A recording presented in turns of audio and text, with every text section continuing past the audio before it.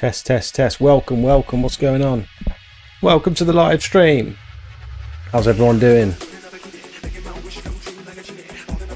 Post Expo debrief. Let's go. Are we live?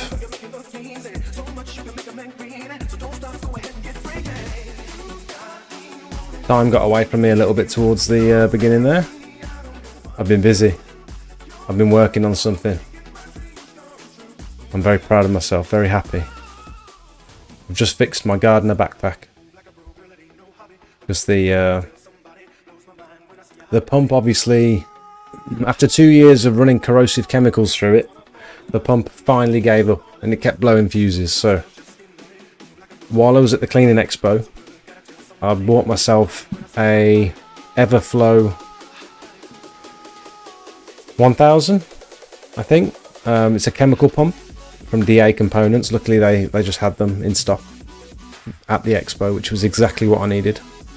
Slightly higher flow rate than the gardener backpack comes with as standard, and it's got the Viton seals as well, so it's suitable for chemicals. Very, very proud that I've just managed to fix it myself. This is the old pump, and just testing out the new one. Clearly works. Water everywhere, all over myself. And it was a doddle to swap over. I've got these little clippies. I can't remember the chap's name from DA Components, but he just quickly talked me through it when I was buying it. Really friendly guy. Knew his stuff. And yeah, just spliced them. Popped them in these little clippies. That's the filter. Filter's not as bad as I expected, actually, after having hypo sitting in there. I mean, I do try and flush it through every so often. Or flush it through after every use when I'm using hypo. But yeah, still managed to kill it. It was actually working. Well, it was whistling when I turned it on very low. But then as soon as you turn the power up on the little speed controller, it was started whistling, and then it just blow the fuse. So, welcome everyone. How's it going? Tracy, welcome. Oliver, Martin, Lindsay, Russ, Barclay, Ched. Martin, I've already said your name, sorry. Darren, DA Components, thank you. So you did buy something? I did, yeah. I bought a little speed controller, this thing in the corner. This thing here. And yeah, this Everflow EF1000. Direct replacement for the gardener backpack pump. So, massively worthwhile upgrade while actually fixing my issue, which was good. The only thing that I couldn't do was save this little bit of hose. This hose is like much harder than the rest of it. I don't think it's made out of the same material. Couldn't get these clips off because they're all corroded. So I had to cut into this hose and reuse. So I've lost about that much hose off of my gardener backpack, but no big deal. Glenn, welcome. How you doing? Has anyone seen videos of the air thingy for roof cleaning? Yeah, I saw it on Facebook. We put it in the Discord a while back. Does anyone know what it's called? Maybe chemicals hardened it. Drazdy? Yeah, I think it was the sodium hypochlorite that's like oxidized all the metals, and yeah, it's eventually killed it. You can see all the rust on the outside, probably leaking from the inside. Does anyone know what the air thingy is called from Marshall? Marshall, it's got to be Marshall Air something. How do you spell Marshall? Scraper? Marshall Pro. Marshall, that's it. Marshall Pro moss removal. Roof scrapers. Marshall Town.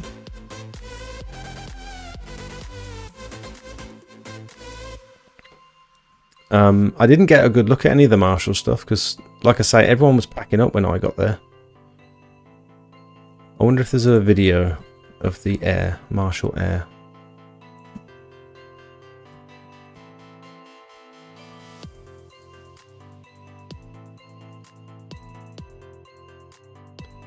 This is it. Air pole. If you're taking Mark Monroe, isn't this the event organizer? Mark Monroe. He's got a YouTube channel apparently. This was posted 5 years ago. Maybe this isn't what I think it is. Cleaning the roof using compressed air.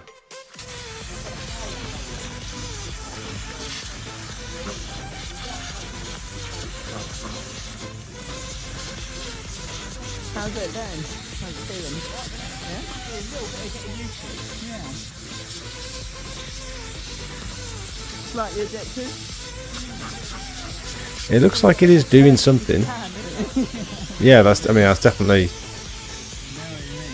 Yeah, that you can see that's very helpful, can't you?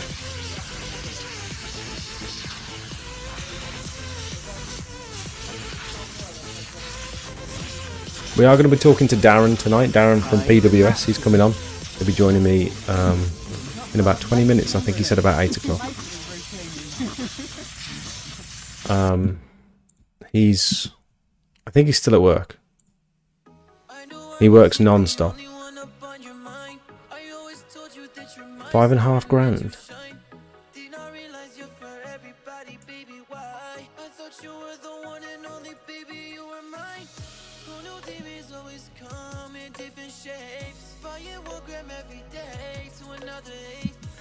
Oh yeah, apparently that gizmo's $5.5 grand.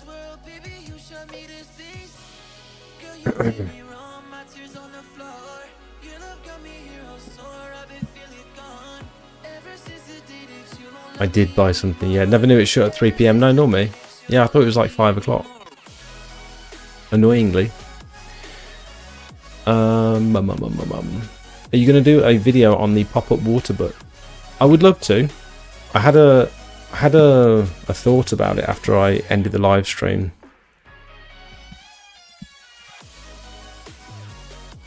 What was it called? Does anyone remember that water tank? This thing, flexi tank.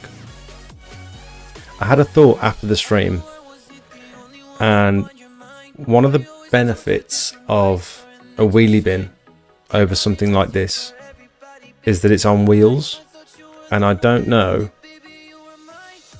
Obviously, once you fill this up, even once it's, you know, a quarter full, you're not going to be able to move this around the property, whereas a wheelie bin, you know, less than half full, 120 litres in a wheelie bin, I'm sure you could probably still move that around the property. And I don't know if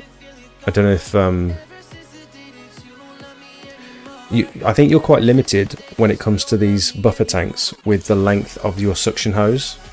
I think any more than about 5 meters and you're really pushing it. I think the ideal length for a suction hose is something like 2 meters. So at some point you're going to have to move your machine, unless you've got a super long high pressure hose, in which case you can leave your machine where it is. But then at that point, why not just van mount your machine? If you've got loads of high pressure hose, why not just stick it on a reel and put it in and leave your machine in the van? You know what I mean? Liam, welcome. Andy, pleasure to meet some of you at the weekend. Proud to be a part of the Smout Army. Who got a bracelet? I was trying to give these out to my members whenever someone told me they were a member of the Discord, because obviously I didn't know anyone's names, real names. I don't know anyone's faces. I'm terrible when it comes to like usernames and stuff. When I see usernames in the Discord, I'm like, oh, that's Craig, that's so and so, that's so and so. But then when someone comes up to you and says, I'm James from this and that, and it's like, oh, if I saw your name written down, I'd probably know it. But it's so difficult when people come up to you and they know you and you don't know them. It's very awkward. And I was trying my best to like ask the right questions to try and figure out who people were, but I've not been in that situation before where people recognise me and I don't know who they are. So I hope no one thought I was being rude.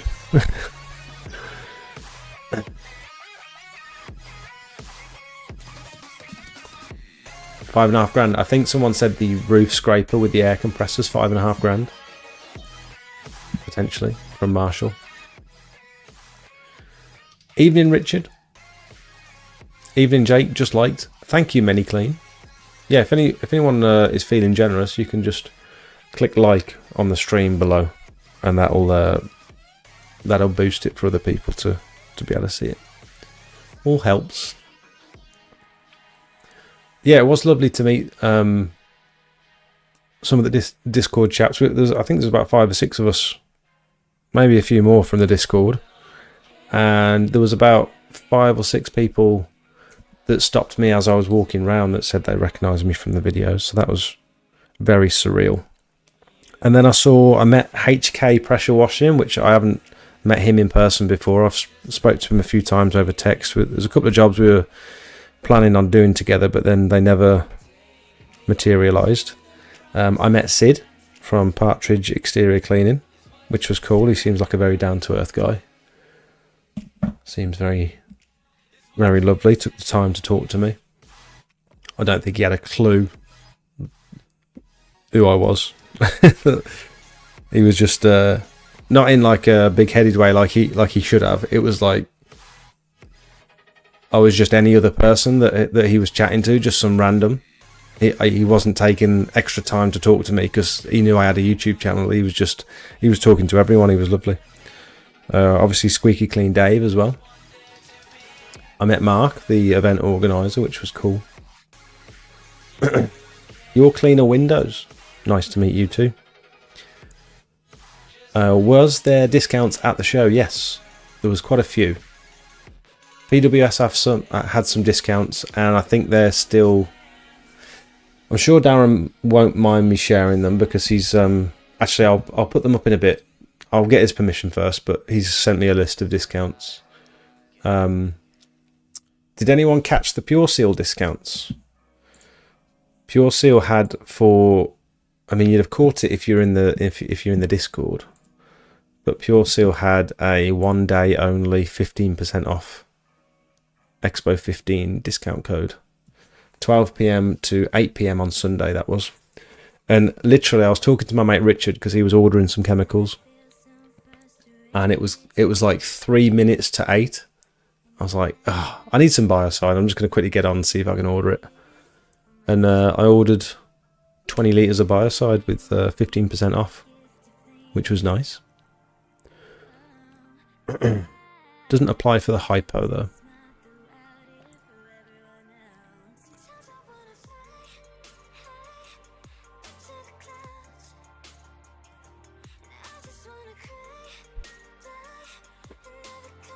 Lots of quotes rolling in, which is a little bit overwhelming at the moment. Been doing some cool jobs recently. Some like we've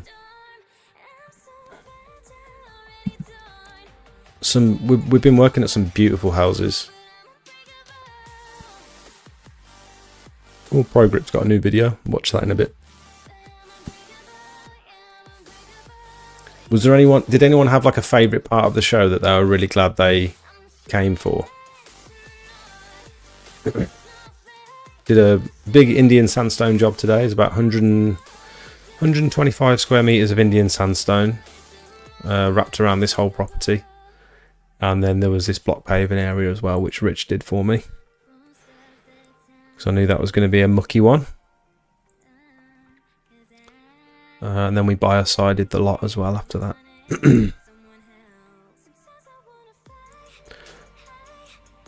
And we also squeezed in a tarmac clean, which went really well. That came up lovely. And then this rear patio at the same property. And then the day before, I did the job that we quoted on stream together. I don't know if anyone remembers. But this was about 200 square meters of block paving. Again, another beautiful house. Gated all the way around, so the dog just sort of roams free. It's so... That's the dream, that is. Like a nice house in the country. gated off. You just let the dog out the back door and she goes and sort of occupies herself.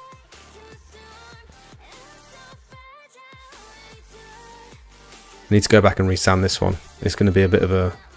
Actually, I've got Jakey, got a lad coming out with me on Wednesday, and he's going to help me resand this one. So I'm glad I've got a second pair of hands, because I don't know what anyone else thinks, but I think resanding is probably one of the least rewarding parts of the job. It's like very, very labour intensive to do it well anyway. I mean, some people just throw a load of sand on, give it a tickle and walk away and leave it looking like a beach, but I'm a bit of a perfectionist where I'll get all the surface sand off. I like to make sure all the joints are exactly the same height, and on this sort of block paving it's actually a lot easier because it's smooth. There's no beveled edges on the bricks, and it's quite easy to sand these. Actually, they just take a little bit more sand because they're deep blocks. But yeah, resanding, like most of the time when you're resanding, you've already been paid for the job, because most people like to pay me when the pressure washing portion of the job's complete, and then I'm going back on a dry day in the future, like a week later, or well, a couple of days later normally. And you've already been paid, and it's like, oh, I've got to go buy about 20-30 quid's worth of sand and then spend half a day here brushing it all in, and I'm not getting any more money because I've already like accounted for it in the bill.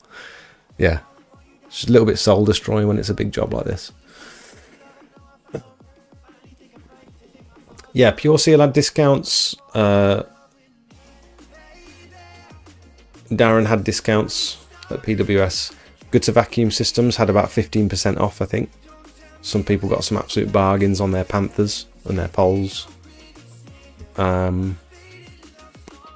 think 3 of the Discord members ended up walking away with a Panther that day.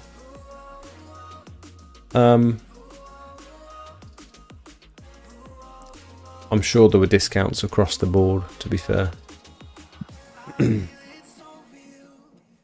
Why don't you get Sid on the live stream? I have messaged him on Instagram, but I don't know if he's not read it or he's just not interested, but I've not got a reply. So that was quite a while ago as well. First time here, Jack. Welcome. Just set up myself, hoping for some answers to some questions I have. Awesome. Pop some questions in the chat and we'll do our best to help you, mate. Hi, Hooper. Hey up, Shag. You got my bracelet. I was stood next to you in the food line, but didn't want to bother you as you were getting food sorted. Batman, are you serious? Did we meet? Did we meet at all? There's no way you stood next to me and didn't say hello. What are you doing? That was very silly. You should have definitely tapped me on the shoulder.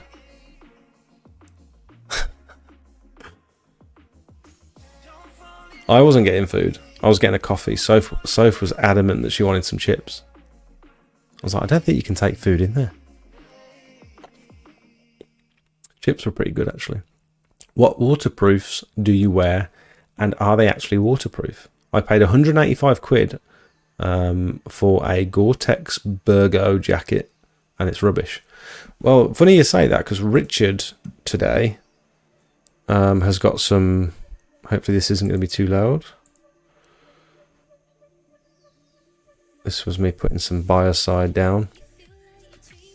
So my friend Rich has just spent like 50 odd quid on some waterproof trousers. Bit of limestone. These ones here. And they've got holes down the side. They've got buttons down the side. And they're not waterproof at all. He ends up with wet legs. And they're advertised as like waterproof trousers. But I've got some orange ones. It was hailing today for some reason. I don't know if I'm going to be able to show you a picture of the ones I've got.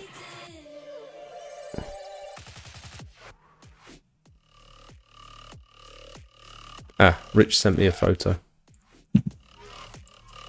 Bear with.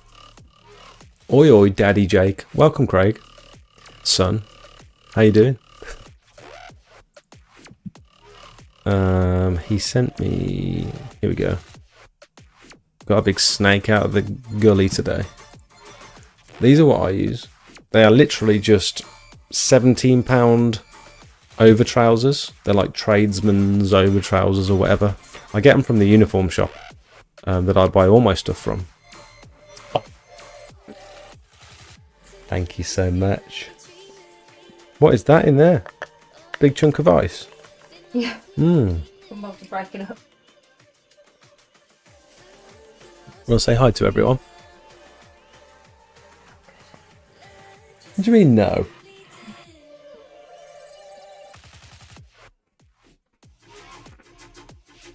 Hi. Thanks. See ya. Bye-bye. Thank you so much. Look at the big snake I got out the gutter today. You look happy about that? This was flooded down the bottom here. There was actually a hole in the corner, and the hole was full of weeds and roots that had come from the tree in the next door's garden, and it fully blocked the drain hole. And as soon as I pulled it all out, it drained straight away. Yes, Satisfying. it was also looks disgusting. yeah, it was very satisfying. It's like what you'd pull out the plug hole. But the water was warm for some reason. So these over trousers does what it says on the tin. You just stick them over whatever you're wearing underneath. Good for summer because you can go out in your pants and just stick these on over the top. You can rinse them down. I always rinse these down after the job, and yeah, fully waterproof. Bright orange, and you know we love orange, didn't you? And this jacket, this bomber jacket, it's embroidered and it's printed on the back with my logo. And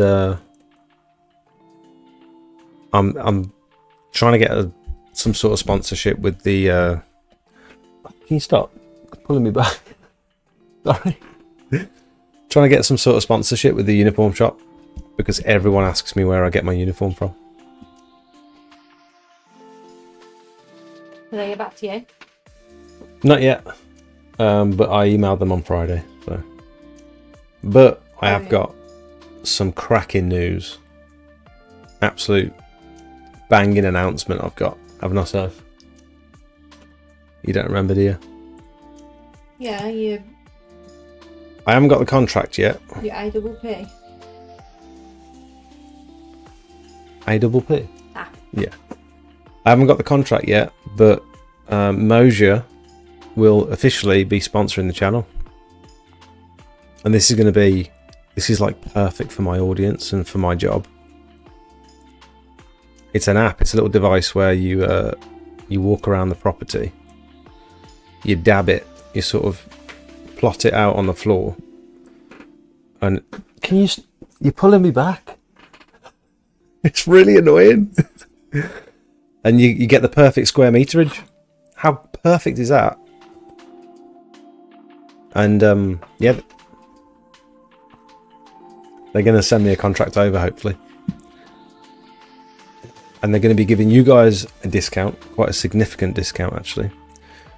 And I'll be earning some commission from any purchases, which I think it was so fitting. If I was going to have any sort of channel sponsor, that sort of thing would be the thing to go for, wouldn't it? So relevant to my line of work. Hello, Darren. I purchased this from your daughter at the cleaning expo, even though I've already got one. She was trying to earn money. She was trying to go around and scab money off people. And she was trying to earn... She wanted a tenner. So I was like, what have you got to sell me for a tenner? So she found me a hat and a pen. And then she was trying to get like another 17 quid out of me for like a t-shirt or something. I said, no way. I was going to give this away to someone, but I forgot. I need to take the label off. I am in the chat. Okay. What's the best way to price up, everyone? By the square meter. Struggling at the minute. Feel like I've underquoted a few jobs this week. Yeah, so generally I price up all my jobs by the square meter. And if you want a tool that's going to help you price things, you might want to consider checking out smelt.club. and this is my pricing calculator. So say you've got a patio that's 75 square meters. It gives you some suggestions for a base price, but you can change this as you see fit. If it's block paving, you want to click resand in here and then type in the cost of your sand, and it will sort of give you a rough cost, how much you can expect to spend on materials, how many bags. If you're sealing a patio, type in the cost of your sealer per litre, how many coats you want to apply. Yeah, sort of helps you work it all out. And then if you want to know where to buy stuff from, my trusted suppliers are here, featuring PWS, who will be joining me shortly. Should we see if Darren's about?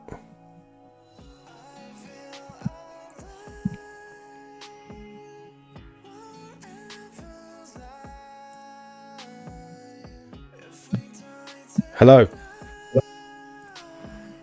Hello. Testing. Does it work? Test. Oh, that's a cool background. Where are you? I'm at home. Where are you? That's not your home. Oh, that's a photo. Oh, have you got a new green screen? Just using the tools of NVIDIA Broadcast. Oh, that's very cool. That looks awesome, actually. You should be very proud of that. Oh, these are my favourite pictures with the graffiti. Yeah. I love these. The kit looks so good. Yeah, it does. How are you doing? Knackered, mate. You seem a bit subdued. I've had a really, really weird day. And I'm letting a couple of things get to me that wouldn't normally get to me. And I think they're getting to me because I'm tired. Dodgy customers. Oh, just... To give you an idea at the moment what it's like for us, we probably receive over 200 messages a day across 4 or 5 different platforms, including my own personal Facebook. And as you'll know, Jake, I don't always have my phone on me when I'm working. I quite often take it out of my pocket so it doesn't get broken. I put it to one side. Yeah, usual. Yeah. And I'm getting pecked up by one guy. And to be fair, we are running quite openly a couple of weeks behind with our builds. We've been up front with everybody. But because I didn't message him over the weekend while I was at the show, and my phone's not been on my personal wall, and because I hadn't messaged him earlier on today, he was giving it the bit of the shitty treatment. Well, it's not like you've been busy. Are we allowed to say shitty on your channel, Jake? You can say whatever you like. Well, I generally try not to swear. And then I've had my blackmailing customer back on winding me up today. Did he alter his review yet? Has he still got giving you a 1-star review? Oh, no, not that customer. No. So I wear my reviews, right, because they should be a representation of what you like as a company, right? And none of us are perfect, and we all make mistakes, right? It's how we fix those mistakes and build those relationships is what keeps your reputation and your reviews good. Mm-hmm. Right. So our reviews are not based on the fact that we got every job right every time. Our reviews are based upon the fact that no matter what happened, we always made sure that everything was right. There's loads of times I've buggered up on jobs, and it's not that you've done something wrong, it's whether you come back and fix it. And every time I've come back and fixed something or gone above and beyond for the customer to rectify my mistake, they always leave me such a glowing review saying how diligent I am and communicative and all those things, that if you hadn't have done that, if you'd have left it like that, you'd have lost a customer and you'd have potentially got a bad review. Yeah. So this customer is my 1-star. So we had a 1-star review given to us last year. The equipment went out on time. The courier let us down. The courier let us down so badly it went to Ireland that the customer ended up dealing directly with the courier company because they were being rubbish. They pinched a few things out of the box. Royal Mail failed to deliver the second items that we'd sent. And in the end, I had some stuff shipped to him directly from Ireland to make the order right. He left us a bad review. He came up and met me at the show. And he went, "Hi, Darren. I'm your 1-star reviewer." What? Seriously. And he said, "I feel really bad about it. I was going through a bad time." And I said, "Look," I said, I get it. I understand it. When a courier lets me down, a company lets me down, I am equally as frustrated. I am that guy ringing him up, telling him that, I'll find you and I'll do things. Oh my God. You know what I mean? Liam Nielsen style, isn't it? Yeah. You know what I mean? But anyway, and I said, I'm that sort of person that feels the same. I feel equally as frustrated. So I understand where you were coming from. And he said, anyway, I'd like to apologise, shook my hand, and he went away and changed his review, which I thought was really nice. Oh, he actually changed it. But while I was checking my reviews, those of you that are on my personal Facebook wall will have seen that we fitted some kit out 8 weeks ago now, 9 weeks ago, and it originally left us a glowing 5-star review, and it's a really good review as well, praising the work that we'd done, praising how attentive the staff were, how it was definitely the best bespoke stuff, that kind of stuff. And the backstory, so for those of you that don't know, the backstory is 6-7 weeks after he's had the kit fitted, which he's extremely happy with. Even now, he's decided he overpaid for it and wants to do a chargeback for 500 quid. I wish I could do that with everything. I've overpaid. Yeah. I've overpaid for my van that I bought 2 months ago. I'm just going to charge back $2,000 because I fancy it. What the hell? Exactly that. So I sort of said to him, "Look, I double checked it," because he said, "I think you overcharged me. Can you double check it?" So I double checked it, and actually, when I started doing the maths, if we'd have charged him full chat for everything, we've undercharged him to the tune of about 100 quid. But I digress. I looked back at it, everything was fine, so I went back to him and said, "Look, everything's fine. Look, it is as it is." Now, bearing in mind, this guy paid for it there and then, so he worked out his costings for him in the shop, and he paid for it there and then. Right, so imagine when we're doing yours, Jake, how much is this bit? Well, that's going to be 20 quid. How much is this bit? That's going to be 40 quid. How much is this bit?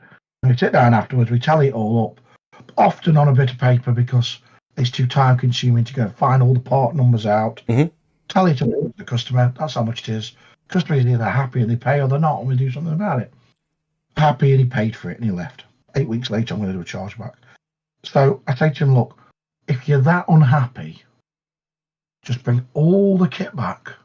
I'll give you a full refund, including the labour that we'd spent, converting it all. Bring it all back. If you're not happy, bring it all back." No, I'm extremely happy with everything and all the work that we've done, but I'm still going to go ahead and do a £500 chargeback. So that's how the email conversation went. Is that legal? So it's actually fraudulent. If you knowingly do it, it's fraudulent behaviour. But yes, card companies will entertain this as part of your rights with unsatisfactory whatever, right? So, Sorry, 2 seconds. Before everything dies, my laptop's not plugged in and it's about to lose its battery. So you carry on talking. I am listening. Oh no, Jake. Oh no. Don't let it all die, my Jake. Everything's going to die. So, while I was looking at my reviews, the reason why we're talking about this is I was looking to see what this see my updated Google reviews. He updated his original. Yeah, cheers, Craig. Yeah, get the most expensive bit of kit and then do a chargeback on it. So he updated his 5-star review to a 3-star review. Right? So it goes, very unfortunate. You can all go on the page and read it if you want. All right, but I just think it's. Is it on Google? I'm not going to say it's funny because it's stressing me out a little bit. Not because I care about what somebody said on Google. I'm more bothered because I've got a customer out there that's upset, and that's not what I'm about. And what he's actually said is not true. Go a little bit. Now click on newest. Oh yeah. You'll have to go quite a bit. Oh no! You show them all the good ones, my Jake. Keep going through the good ones. I've got it. Oh, here we go. It's very lengthy. Oh man, this guy. We ain't got time to read all this. Right. Anyway, the gist of it is I've overcharged him. Right. So I read the bit. So the updated 14th of the 4th today. So I find out that the guy's changed his review. So I figured, you know what? I'll just put a review on his company page warning suppliers that they may wish to consider dealing with this guy. And I was super, super, super factual. So just like my reply underneath, right? I didn't get into a slanging match with him, kept it professional, right? And he's got on today, and this is the bit we've got to be careful of here, by the way. He goes, here's the naked truth. Darren would have you believe that he's the victim, but I've not returned his £500 deposit. That's because we knocked off the rest of his bill. Now, this is the bit that's important, my Jake, and this is your fault now. I'm holding you accountable for this. What? Listen, Darren clearly suffers from a star of the show attitude, probably caused by too much exposure to YouTube. He's lazy, and I feel sorry for the staff working there, working so hard for somebody who clearly cannot get his act together long enough to remember a deal. But it's okay, the banker on the case, and we'll get our £500 back. We'll see about that one, mate. And he goes on to say, apparently, we're the scammers when Darren is the one stealing the money. I mean, wow, mudslinging and slander. Now, I've written what I've written on my personal Facebook page, which doesn't even mention the guy. I was quite factual and polite, and I've been factual and polite on all of the other stuff, right? To the staff, and Sonia thought this one was funny earlier, you guys were awesome. Do yourself a favour and find yourself an employer who has more care of the business. I'm sure there are one or two competitors nearby who would love to give you guys work when his ship sinks, and sink it will. He's written customers like this need to be respected. It means customers like him need to be respected. I won't be in business if I give everybody a third of their bill back. I can't believe the takeaway from this for you is that I'm at fault. Yeah. Sure, you've given me exposure to YouTube. I've now got this star-studded, famous... You are pretty famous now. Were you surprised? Should we turn it positive a little bit? Should we adjust the dial? I'd like to talk about the show. Yeah, well, and I'd like to see how humbled I was at the show. That's what I was just going to ask. You said that a lot of people came up and recognised you and knew your name, which hasn't necessarily been the case in previous years. So, the first thing I noticed, on the setup day, every single supplier knew who I was by face and name, and a lot of them made a point to come and speak to me. That's nice. I knew a few of them already, but obviously I've impacted their corner of this world a little bit, that I'm obviously being noticed, so they wanted to come and speak to me and introduce themselves, which was good. And I think that there is some there's going to be some collabs, if you will, now we're in YouTube land, and reciprocated work, like we'll stock some of their products. I expect us to stock some of theirs. So I thought that was nice.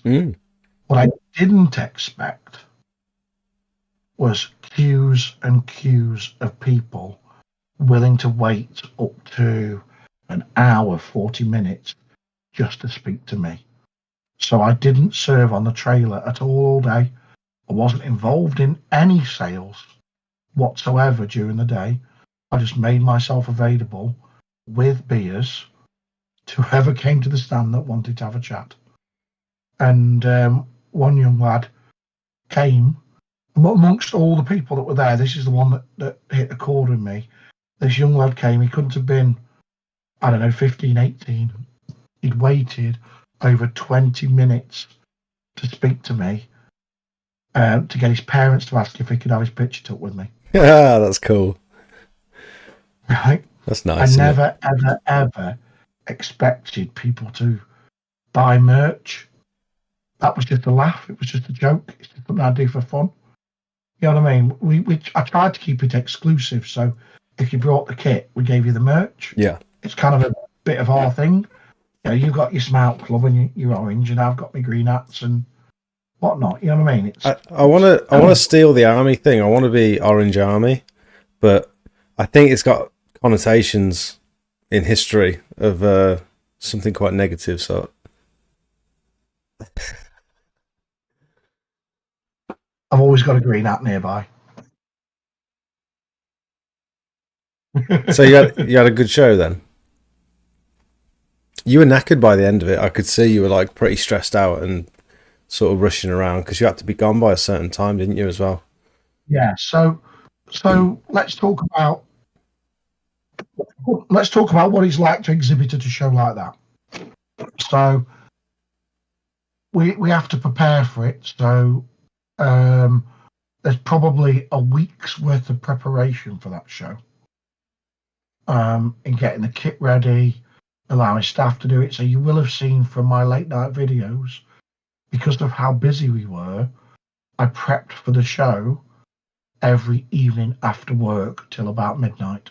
And it wasn't just PWS, it was ProGrip as well, wasn't it? You're putting a lot together with Daniel from ProGrip. And we got the ProGrip stand together. So we were given the opportunity to have a stand. It was a last minute empty cancellation from somebody.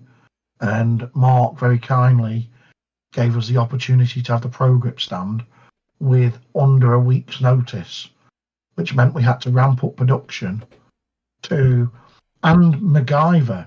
Dan had to learn this word. So Yeah. those of you that have met Dan, English isn't his first language. It's good English, but it is his first language. And I had to teach him what MacGyvering something meant. To be honest, before I met you, I didn't know what it meant either.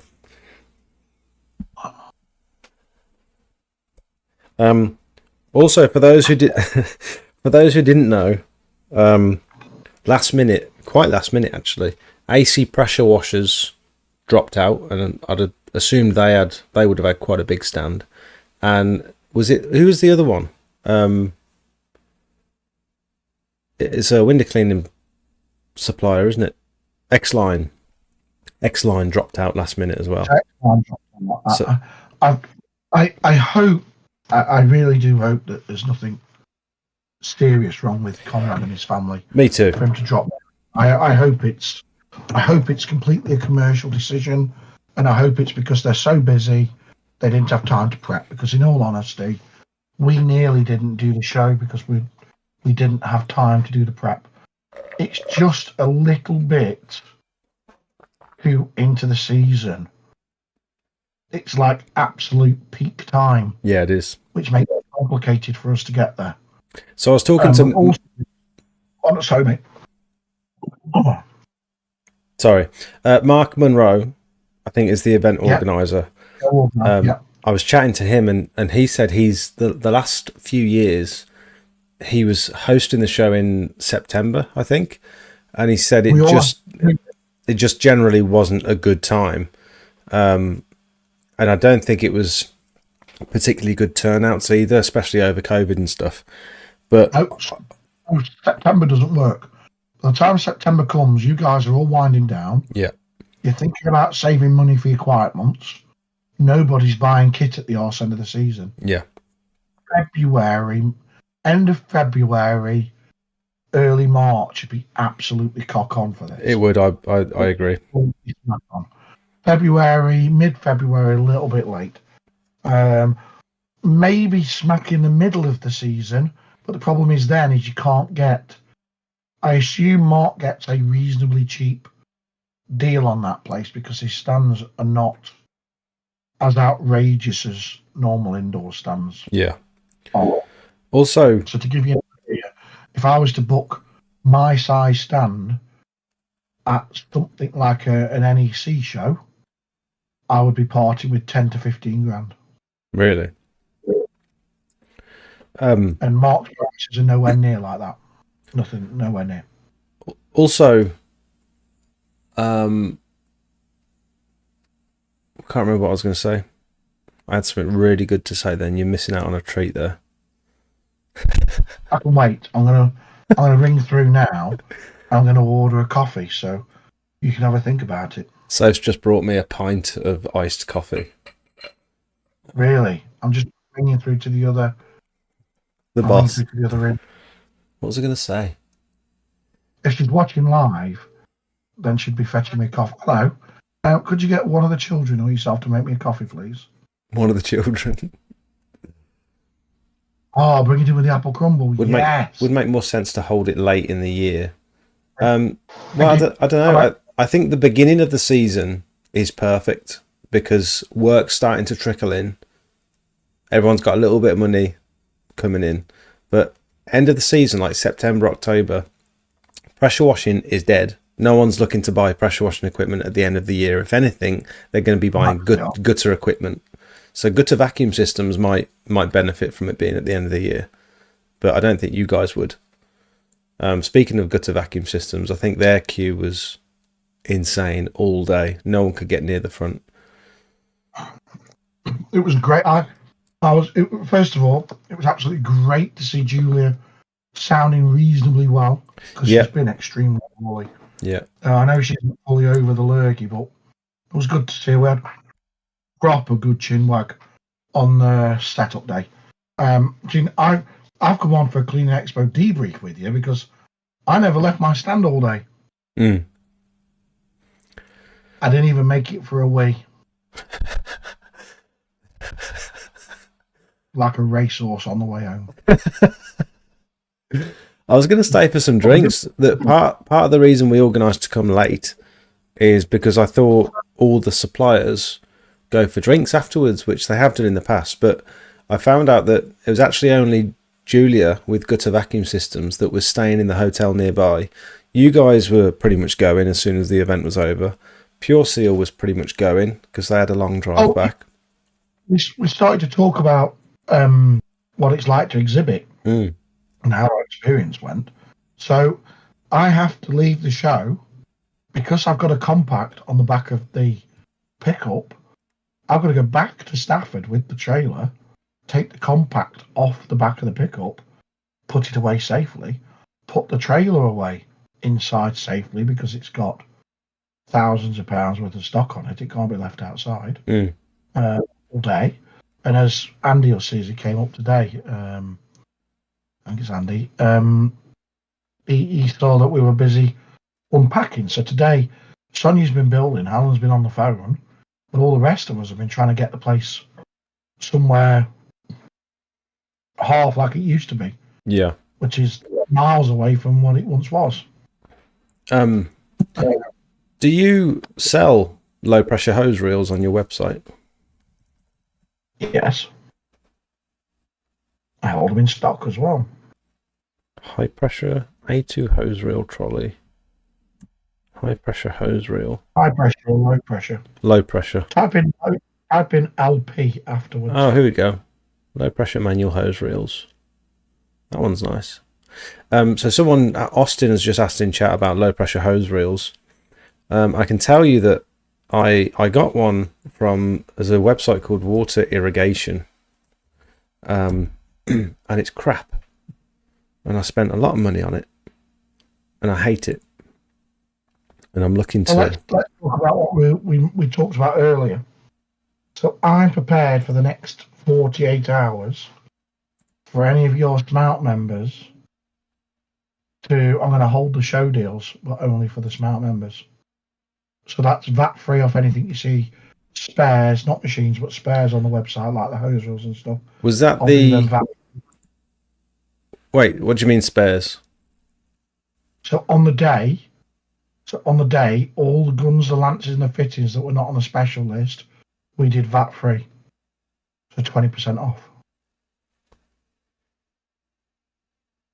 If any of you never noticed, we had a specials list with about 15 items on it that was superly special and discounted. Everything else was VAT free. Everything else. Equipment. Well, excluding machines. Because I was going, you doing a discount on your machines now? Like, what machines? There's none here, mate. So we can't make enough. So what you're saying is exclusive Smelty viewers only can get anything on your website other than machines for 20% off. Yeah, basically. How do they do They'll that? have to do it. Just drop me a message and I'll confirm they're a member of your club, and we'll generate them a manual payment link for what they want. That's amazing. And So I'll on that for the next 48 hours or something, give them a chance to work out what they want. Go speak to the financial director, the wife, so she'll let them spend the money. So for 48 hours, you guys now have 20% off at PWS for everything other than machines. Yeah. Which is an incredible discount, actually. Really cheap prices, actually, on the foot pedals and the TD300s. So I suggest that you all get on there. We'll do it by the company WhatsApp. So I'll give you I'll share the company WhatsApp number in the Discord, and they can just message us with what they want or what they'd like, and we can come back to them with a manual payment link. That there'll be an issue with that because the Discord is behind a paywall, and we can't do. I think it's illegal to offer discounts or giveaways to people that are like paid. Oh, I was only gonna share the phone number. Yeah, but then only the people in the Discord will have access to the phone number. You see, can we share it in the? Can we share it in the YouTube live stream potentially, or is that too many people? I don't care. I don't care. The messages. I'll tell you what, Jake. Yeah. Let's put a secret code now. Let's give them right. The secret code is my Jake. My Jake. Right. So if they've watched the video, because this is about an hour and a half in now, they need to message us on the. So don't write it anywhere. Make sure they watch the video all the way through. Right. And we'll go with we'll go with my Jake as the code. We'll do it manually with the WhatsApp number, and or the company Facebook page. They'll all love me for this. So you've got to quote my Jake to get 20% off. Yeah. There you go. Thank you, Darren. That's very kind. I've had a crap weekend, mate. My mate, did you hear about what happened? My mate Rich wants a high pressure hose reel like the one you've got behind you. So he'll probably no doubt be using that code in the next 48 hours. Other side. That's it. What were you going to say? I felt like this show was way better than last year's. The vibes were incredible. Daz, lads were crying because you didn't have them whirl away queues with you. Oh, have you not got any of those yet? Dude, I had 500 of them made. I've got enough left to fulfill the board of pre-orders on the board. Yeah. I know you had a lot of people waiting for them.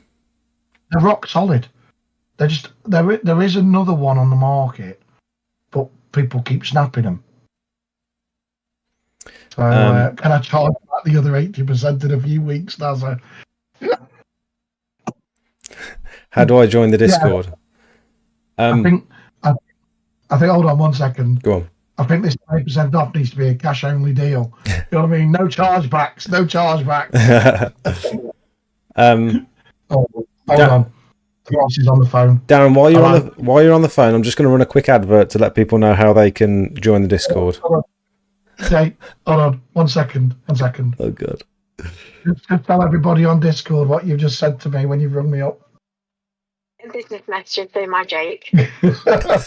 Because they want some cheap stuff. He's just messaging my Jake. Yeah. The financial director says no. You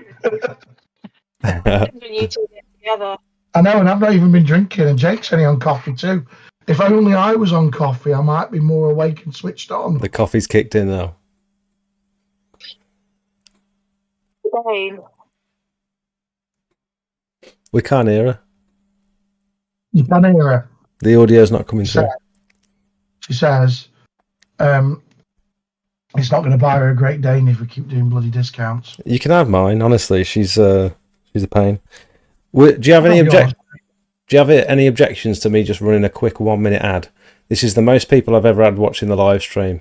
So if anyone wants to join the Discord, would that be all right? Do what you need to do, mate. Okay, I'm just going to stick you on mute. Give me 2 seconds. Now these videos take a lot of time and effort to film and edit on top of trying to run a successful pressure washing business. If you find any of the information in my videos useful, then I'd like for you to consider becoming a paid member of the channel.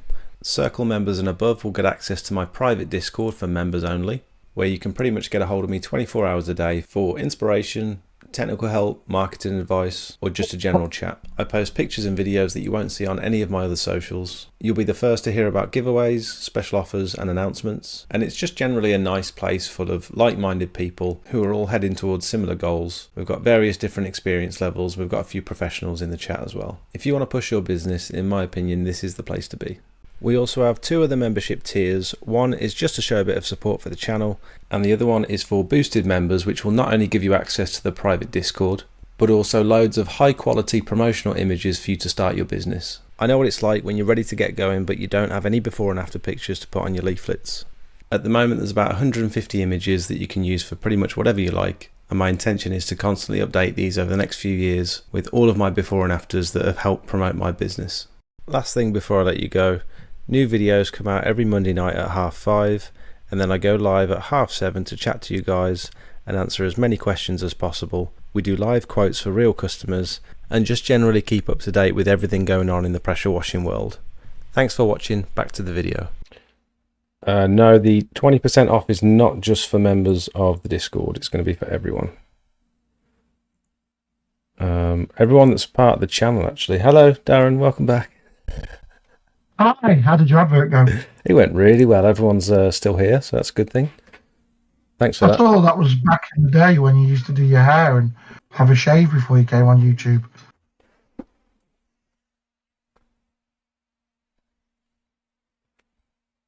What do you mean? You are rocking there. I've not had a bath and just got out of bed look. No, this is I've had a shower and my hair's crazy. And I've started cutting my own hair, actually. I'm doing a... Mine too. Welcome, Dusty. Thank you so much. Yeah, I shaved mine into a... I'm growing a modern mullet. Can you tell? Oh, I so wanted. So, you know, I was looking like... I started to look like a proper homeless person. I had quite a long beard and my hair was starting to get all fluffy. And I looked like that guy Marv off Home Alone, a fat Marv off Home Alone. Fat Marv.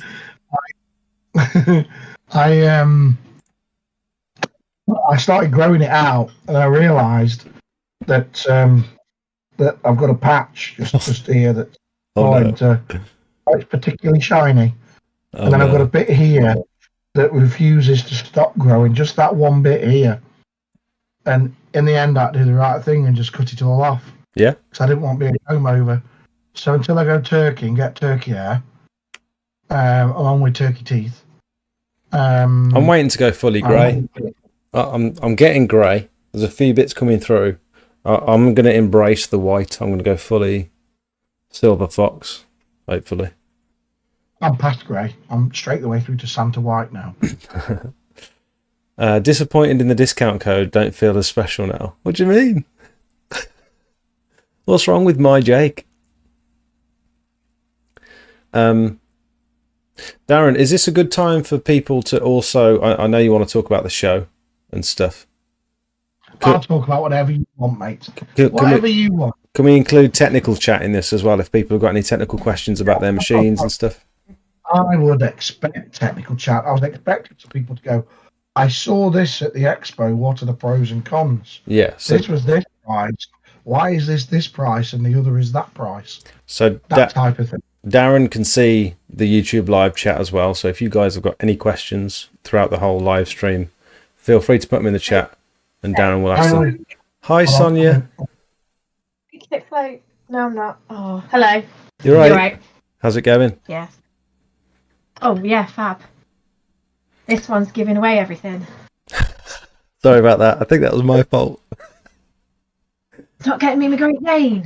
Did you have a good show, Sonia? Yeah, it was good. Although I didn't stop all day. Well, this one just chat.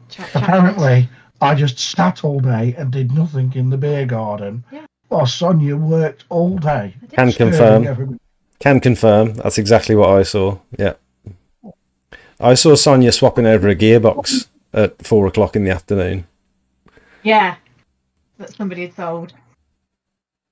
So at the end of the day, someone came over and said, they said, I want to buy that machine, but I want that gearbox on it. Pretty much. I'd really like to go home with that machine. Can I have it? No, because it's got all the wrong bits, because we just mocked it up for the show. Have you got all the bits here to make it right? Probably. Could you make it right so I can take it home?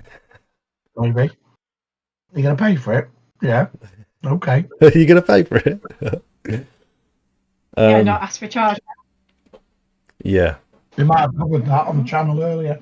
I don't They think all want to know if they can buy it and then charge back for the bits they can't afford afterwards. If they want my wrath. I'm sure I can deal with that. And everybody who comes to work knows not to mess with me. I wouldn't even mess with your daughter. How intimidating is she when she stood next to you? Jesus.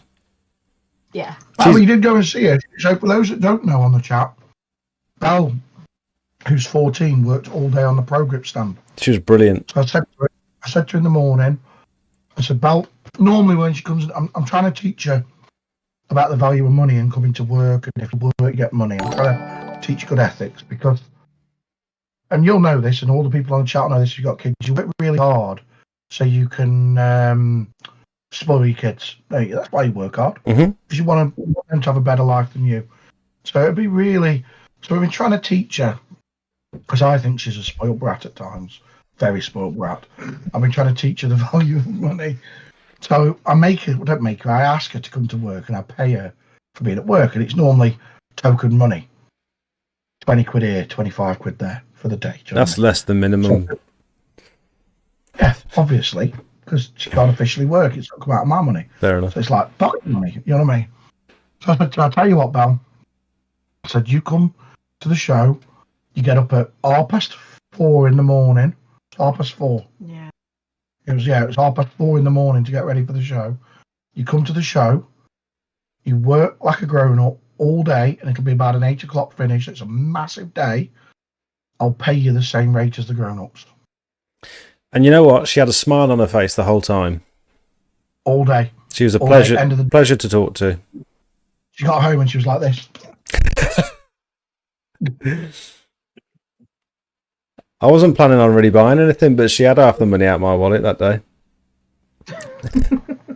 So she came and got a hat for free from me and sold it to you for a tenner and the 15 quid on the stand. So me a fiver. Thank you, Chris, for becoming a member. Welcome. I was walking past a car wash the other day with 8 people pressure washing cars. What kind of setup do they use for that amount of constant pressure? You deal with a lot of car washes, don't you? Each lance will have its own machine. Oh. Usually 12 litres a minute, 100 bar. Would they be electric machines generally? Yep.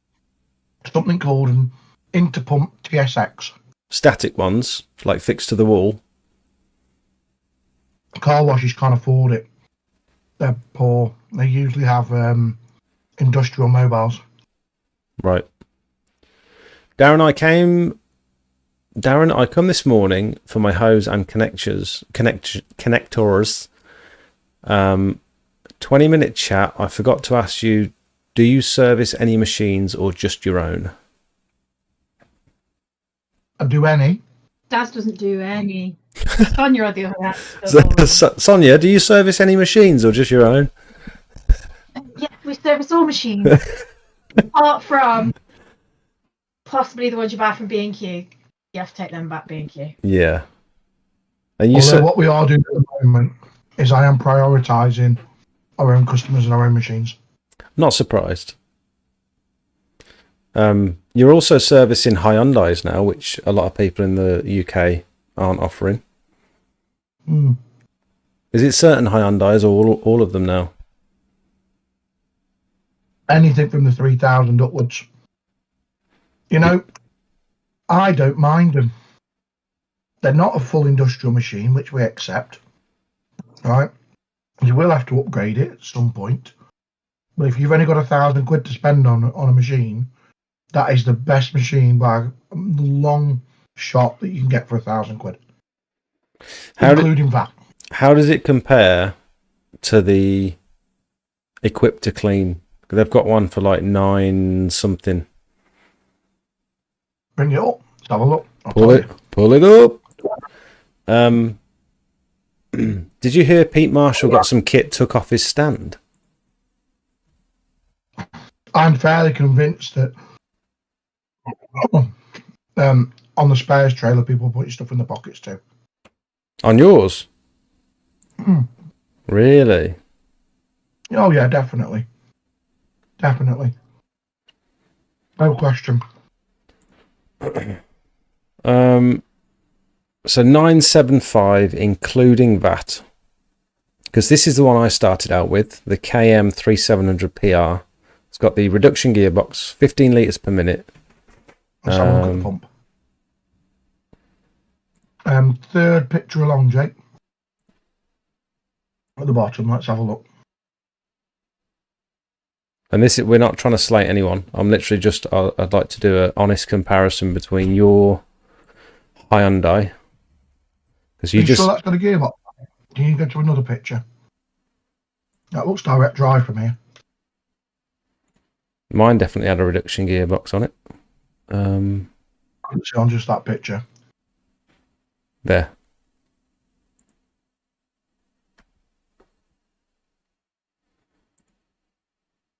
Oh, it has got a gearbox. Okay. Oh, I see. It's a different type of flange. So, Lancet engine. Take it or leave it with the Lancet engines.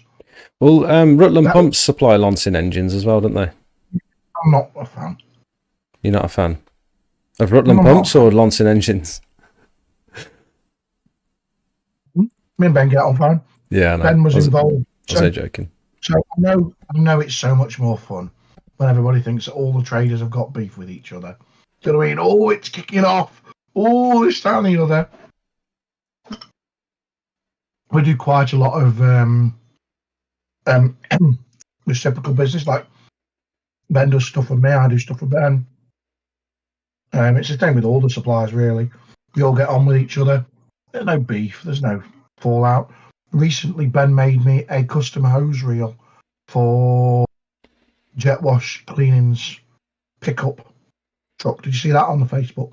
No, but he's got a fancy new laser cutter now, isn't he? So he showed me that when I went over the other day. Yeah. I'm never going to gear to that level for manufacture. Never. I don't need to. That's not my... I know Ben would like to move away from dealing with customers and just make stuff and distribute it. Well, he's got an engineer's mind, I think. He builds steam engines from scratch. He makes some fantastic stuff. Yeah. Some of the stuff he draws is brilliant. In fact, our version 1 frames, our version 1 frames, we got Ben to build, and then Ben used the design of our frames to do his watertech ones. That's why they've changed. So the watertech used to be very curved originally, and I had the design. I gave him my design for how I wanted my frames to be, and he ran forward and did that on all of his machines. It's never bothered me because I never thought we'd do enough that it makes a difference. And a frame's a frame. A 2-or frame's a 2-or frame. It makes no difference. You know what I mean? Can you swap the JCB pump for one of your Fandangle bells and whistles ones? Yes. So for anyone that doesn't know, prompt peak is... Sorry, Joe. Talking over each other. I know. There's a little bit of a delay, and this machine's become very popular because Sid featured it on his channel when he compared this little JCB machine for it's probably the smaller one than this. Actually, I don't think it was this one, but he compared this to his 12.5 grand setup that he's got. Yes, that's the Hyundai. So that's made by Hyundai. Is it? Yeah, so that's made by Hyundai under license for JCB. And it's got a recognised pump on it as well. It's the 4000p. Hyundai engine, 4000p pump. Same machine, different frame. Right. Comes with the same company, same factory. So yes, so with the bigger engine that's on it, you've got two options with that. We've recently done 2 Hyundais with 2 different pump changes. One, they had non-reduction gearbox, but they had the bigger brother of that pump put on it, so they could have return to tank and everything else. If you go backwards on our Facebook page, you'll see them, Jake, some of the pictures. What am I looking for? Sorry. Go to Facebook. Go to the Precious page.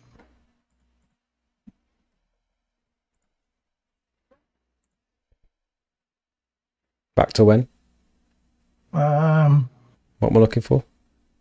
Right. So if you go to pictures, and maybe pictures, scroll down a little bit. Some boilers. Keep going. Tell me what I'm looking for. You're looking for a high. That's the one I was just talking about that Ben made us the hose reel for. We'll come back to that. It's a cool build. Keep going. You'll see a picture of our Hyundai. It might be easy just to go see all photos on the left. That's the hose reel that Ben made for us because it needed to fit inside that little gap on the side. Yeah. That's got a 500 litre tank and all sorts on it. It's really cool, that is. And then I'm looking for... We're going backwards through all the Facebook pictures to find a Hyundai with a different pump on. Right. So I can talk about the different... I remember that post. I remember the post. I'll find it. Oh, by the way, the other thing I got some grief for is, I don't do our Facebook anymore. Right? I don't actually post them on there anymore. Who does now? So I've got a professional, a freelancer that does it. I just send her the pictures and a bit of bump across, and she puts it up. I can't believe it was that long ago. Well, that's one. So that one there had the gearbox as well as the thing. Don't play that one. That was a blooper. That was a bloody blooper. Here it is. A blooper. Oh no, that is the Hyundai, but it's not the one with a different pump on it, is it? Yeah, that's not the one with a different pump. That's one of the ones that was sold. That's Chris. Bye. Have a nice swim, run. Both. Enjoy yourself. We're swimming tonight, Soph. She is. How many lengths is she going to get in? I think she swims widths, not lengths. They add up more, don't they? I've just lost my position. Don't worry about it. Anyway, the point I'm getting at is we do... yeah, that's going to be an easy way to find it. I definitely posted a picture of it on our... You did. I saw it. Can't be this far back. No. How weird. That's ages ago. There's my hair. Cute. Yeah, it was after that. Might have just been on Instagram, maybe. Yeah, or maybe it was on my personal wall. I don't know. Jake, what time did you end up leaving this show? I left. I left at about 4:30, but we were getting kicked out. The security guard kept chasing after us until Darren gave me and Sophie passes. You gave us your pass.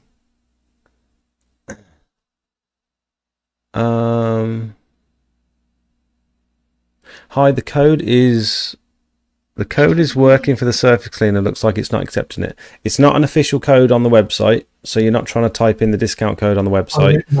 You need to either message or phone tomorrow. Send a message on the Facebook, maybe. Facebook page will do it. It was a video. Yeah, it's not an official discount code for the website.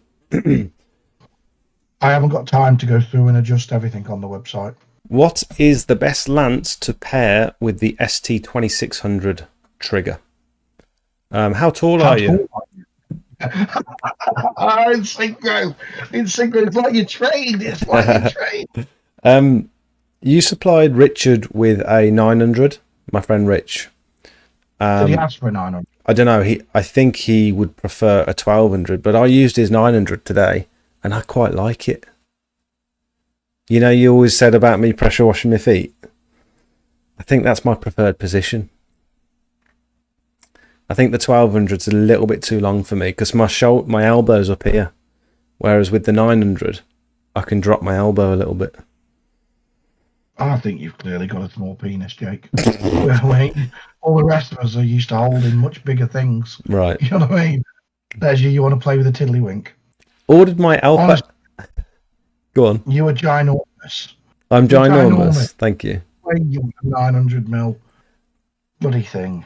Ordered my Alpha A2 Ultimate Kit on Saturday. Please tell me that 20% off isn't with that. No, you can't use it on machines. No. Sent you a picture of that ion dye, by the way. Okay. Face tube. Oliver, thank you very much for your order. We are going to be a couple of weeks on that. What pump did you put on the ion dye? I've got the same machine. So this is the cost-effective way of doing it. That's a sparkly pump. So what's the difference with that pump compared to the one that comes standard on the Hyundai? We'll take a look at the size of it. I mean, yeah, it's definitely bigger. That's what she said. Believe it or not, very similar performance. But basically, you've gone from... And the pump that's fitted on the front of the Hyundai out the factory is like an Evolution pump. You know, the ones I keep... Not slagging off, but I keep saying, look, Evolution pumps are not quite as good as a classic. It's probably the only way I can describe it. This is a classic pump. So it still isn't gearbox driven, but this is a classic pump. And what we're fitted to it is a standard VRT3 unloader valve with return to tank with decent water filter, with decent water fittings. If you zoom in on the water fitting side of it, you'll see that it's got a proper control set on the side of it. Can you speak to how beneficial a return to tank feed is on your pressure washer, on your pump? What, in general? Yeah. So, what you basically got when you're running your equipment is the engine is air cooled. Okay, so all that does is get hotter. You took it away, so I can't even point at it. Oh, sorry. That's all right. I'm pointing at it, so I know what I'm pointing at. I can talk through it and take my thought train completely away from it. I need to get better at this, don't I? Oh, you shape up. What I need to get you live in Discord in my ear, so you're real time, and I'm not having to pick you up on the delay. Or I've got your YouTube going in one ear, so I know where we're at. Anyway, so what you got there is you got a proper pump that's directly driven. So what we're doing here with return to tank is the engine is air cooled, but obviously it sits still, so it doesn't really get cool. So it's getting hotter and hotter and hotter. The pump is always, so when you don't have a return to tank, the water enters through the water inlet, and when you let go of the trigger and leave the machine idling, the water comes round and goes back into the water inlet feed. So imagine a straight line that goes down out the bottom of that unloader valve into the top of that brass water filter. Right? That's where the water would go in a circle like that, because the pump never stops pumping while the engine's running. So it's turning all the time, which is why you have to have an unloader valve, which is why electric machines, especially the Karcher domestics, they don't have unloader valves. When you let go of the trigger, the machine stops. Yep. So they can't cook the pump. With a petrol machine, you can't stop that, so you use an unloader valve. When it's returned to tank, it goes round in a circle. What happens then is the engine's getting hotter. The pump is normally cooled by the water that runs through it. The pump's now getting hotter, and because the water is just going round in a circle, the water starts to bubble and boil and melt everything inside the front of the pump. And so realistically, if you're not pulling your trigger, how long would you say is detrimental to your machine to leave it running if you've not got a return to tank feed? How long would you say? Say that again. Anything over a minute. Anything over a minute without pressing the trigger is going to be potentially detrimental to your machine. Yeah, you should go back and turning it off. So what happens with... So the reason why the Hyundais took some flack is because they're being shipped in boxes to people that are not being instructed on how to use them. They're starting them up, they're cleaning something, they're putting it down and leaving the engine running, and then doing the sanding while the engine's sat running. So the machine's getting hotter and hotter and hotter and melting everything in the pump. And it's the same with all of the others, which is why a lot of the industrial machines now all come out the factory. So Equip to Cleans don't do that. They have all of them as an example. Well, there you go. That's a return to tank setup. Yeah, I'm just showing it from an old video of mine. This yellow hose going back into the tank it just creates like a loop, creates a circle. Yes, but then what it does is it means that all the water that's in that drum is acting like a radiator, like a cooling radiator on a car. Because it's a bigger area. Massive volume. What do they call it? A heat sink. It's like a heat sink, isn't it? Yeah, like a heat sink. Oh, so that goes round and round and round and round, and that keeps it cool. So maybe a stupid question. Does this APSA A2, well, I don't know who's making an APSA, but if it was an Alpha one, we would never build it without it being returned to tank. We only build our stuff as it should be. But anyway, Bowser or tap. I'll get to that in a second. We'll get to some more questions. I'm getting distracted. ADHD. We're seeing questions, getting distracted. But no, with this type of equipment and the way we're using it now and the way that you guys are moving forwards with it, return to tank is where you should be. Yeah, definitely. For any professional, anyone in the industry that's going to be taking this job seriously, I think you need a return to tank valve, and you can get that added onto your pump. I remember when I bought my Equip to Clean. Not every pump. Okay, my mistake. So let's not every pump. So the Hyundai out the. So is it based on the pump or the unloader? It's to do with the pump head. So the original Hyundai pump, we'll use the Hyundai as an example. The head on the Hyundai pump has got the unloader valve built in. The difference with your Equip to Clean machine is that the unloader is not built in. They bolt on the side of it something called a control set. So when your unloader valve forms part of the water inlet on the side, we call that a control set. So I'm going to send you a picture of a Hyundai machine, an Equip to Clean machine, a Kiam, that we, as your zooming in skills, there we can send that one. Well, I did it on mine. I changed mine. Yeah, we did this last week for somebody. Are you sending this on Yeah, it's just come now to be underneath. There it is. So that's got a different unloader valve. And it's got a return to tank, has it? Yeah, so the part that you can see will be the return to tank, and that's had a different unloader valve. So we took the control set off the side and fitted these bits. So what I will say is, if you massively want to improve the equip to clean machines and to give longevity to the pumps, that's the first thing I would do. Mm-hmm. And then if there's demand for a package to be put together, where you can just order the water filters and the unloader valve and just go, I want to return to tank and all the bits, let me know and I'll put a package together. Because it's a very popular machine. It's the machine that got my business started. It's a grand cheaper than an alternative Honda, and there's reasons why it's cheaper.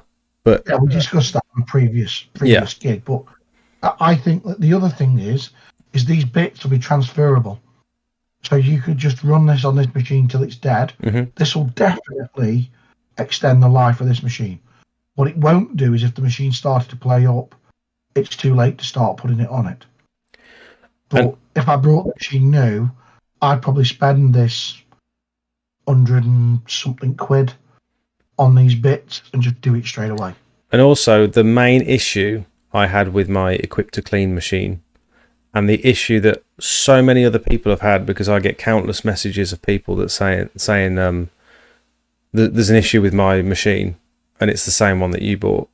Have you got any advice? The first thing I'll tell them to check is the little shuttle and spring inside the unloader valve, inside the inlet. The outlet.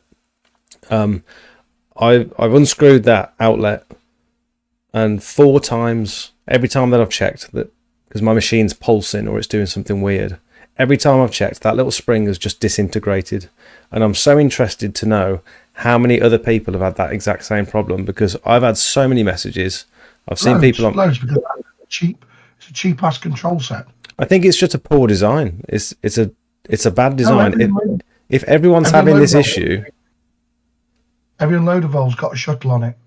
So the VRT3's got a shuttle in it, and it works in exactly the same way as the one on that Equip to Clean machine, in the same position, do the same thing that shuts. The difference is that the Equip to Clean one is a Chinese cheap version of a quality, like the pump's a cheap version.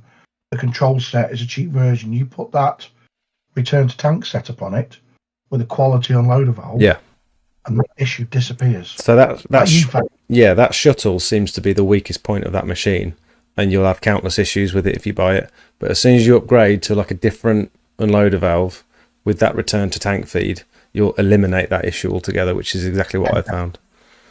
Yeah, so one of these days we'll do a Q&A, and I'll do it at work, and I'll do it on the bench with the webcam, and we'll strip an unloader valve, and we'll talk about the bits that go into an unloader valve and how it functions if the people are interested in that level, because all of them, every valve of that type, operates in the same way. So if you can, what's the word I'm looking for now? If you can use a bit of imagination, you can cross that over to whatever happens to be fitted to your machine. Here's a good question. Say that engine came with a 15 litre per minute pump. Conrad's just asked, could you have fitted a 21 litre per minute pump to that engine and gearbox? Providing we've got enough horsepower, then yes. What would be the cut-off roughly, do you think, for horsepower? So it's all about horsepower as to how much, what size pump you can put on there. Yeah. So basically, every pump is rated as in it needs X amount of horsepower, X amount of energy to drive it to deliver that flow. And a 21 litre pump in the book says it needs 10 horsepower. Now the reality is, when they list engine horsepowers, they list engine horsepowers as peak power, not consistent power. So a 13, 14 horsepower engine will run a 10 horsepower pump because they're peak.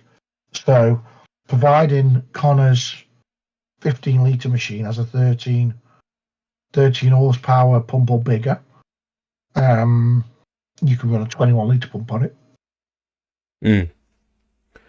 Had mine about 3 months, and the shuttle spring broke. £35 a time. I'm hoping it's not a regular thing. It will be a regular thing. I had to replace mine 4 times. So just instead of spending 35 quid on a spring every time it breaks, because that's how much they cost from Equip to Clean. They cost that. Just get the That's half a motor valve, that is. Well, let me just double check, because that might be fake news.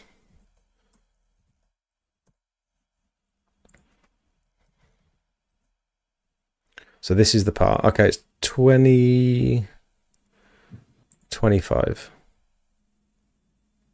including VAT. Plus shipping. Is that for the PR? Yeah, plus shipping, I suppose. Pre-2014. No, it was that one. Yeah, so I had to buy this item 4 times. Actually, I think I bought it twice, and then I found a local. Top tip. You what? You ready for a top tip? Hang on.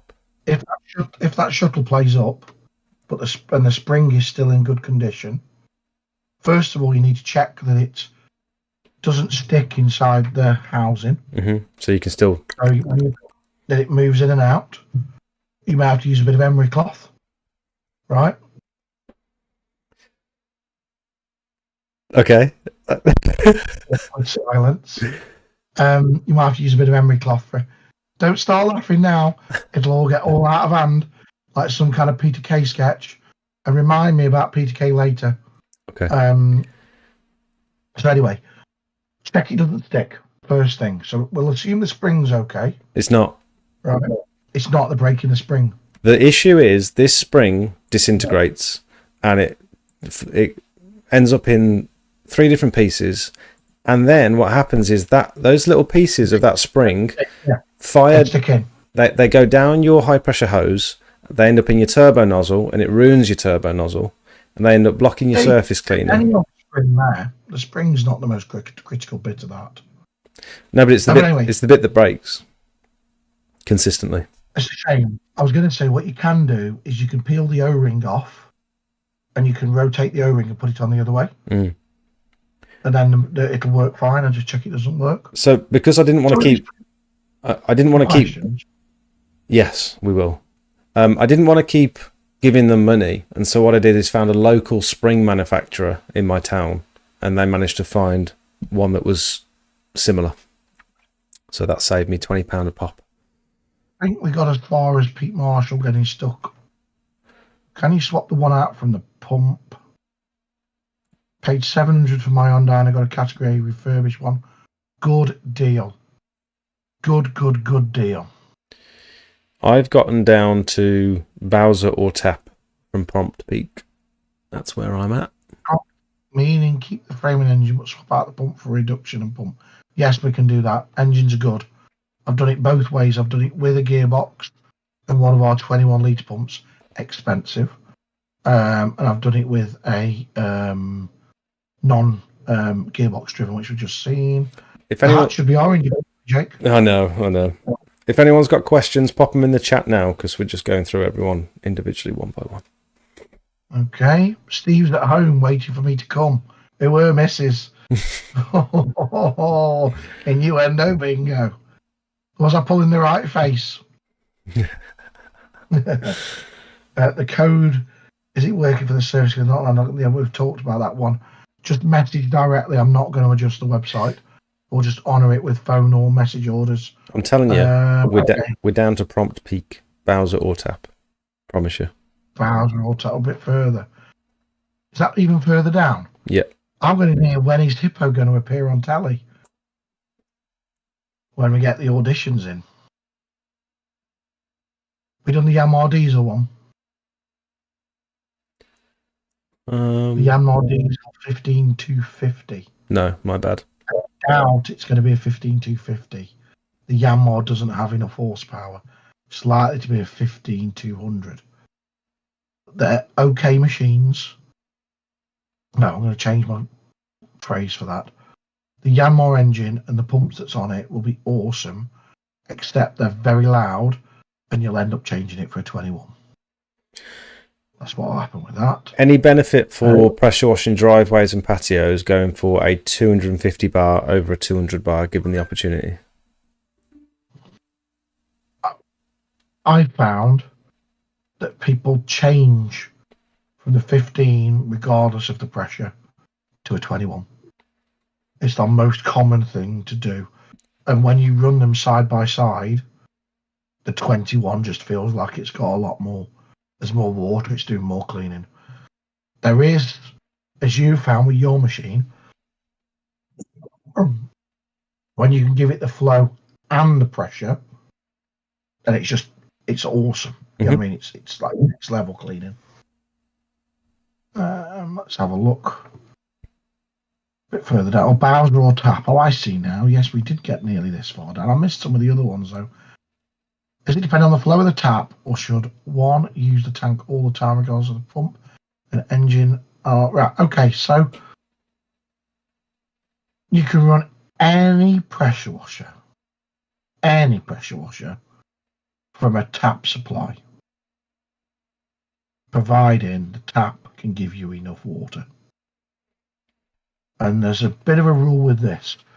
So if an average water supply in somebody's house is between 12 and 15 litres a minute, and your average domestic jet wash that you might use is 6 or 7 litres a minute, so there's no issue. You just plug them in and they work. When you start to get to the bigger stuff,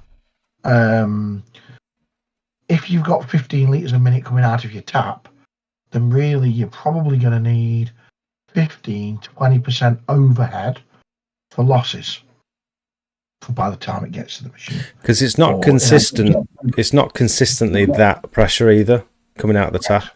It fluctuates. And often what you start with good pressure can become crapper, worse pressure as you get going along the job. So I would say that once you get to 15 litres a minute, then you need to start considering that actually every job I go to, I'll probably have to use the Bowser. So although technically, if the water supply is good enough, you can, I would say if your machine is 15 litres or above, that's the cutoff. So that was the magic figure for people using machines for domestic jobs, was 15 litres in the past. Right. You have to be on a good supply to have overhead. So our tap at work delivers about 25 litres a minute because it's commercial. Big ball. This house that I washed up the other day had 30 litres per minute.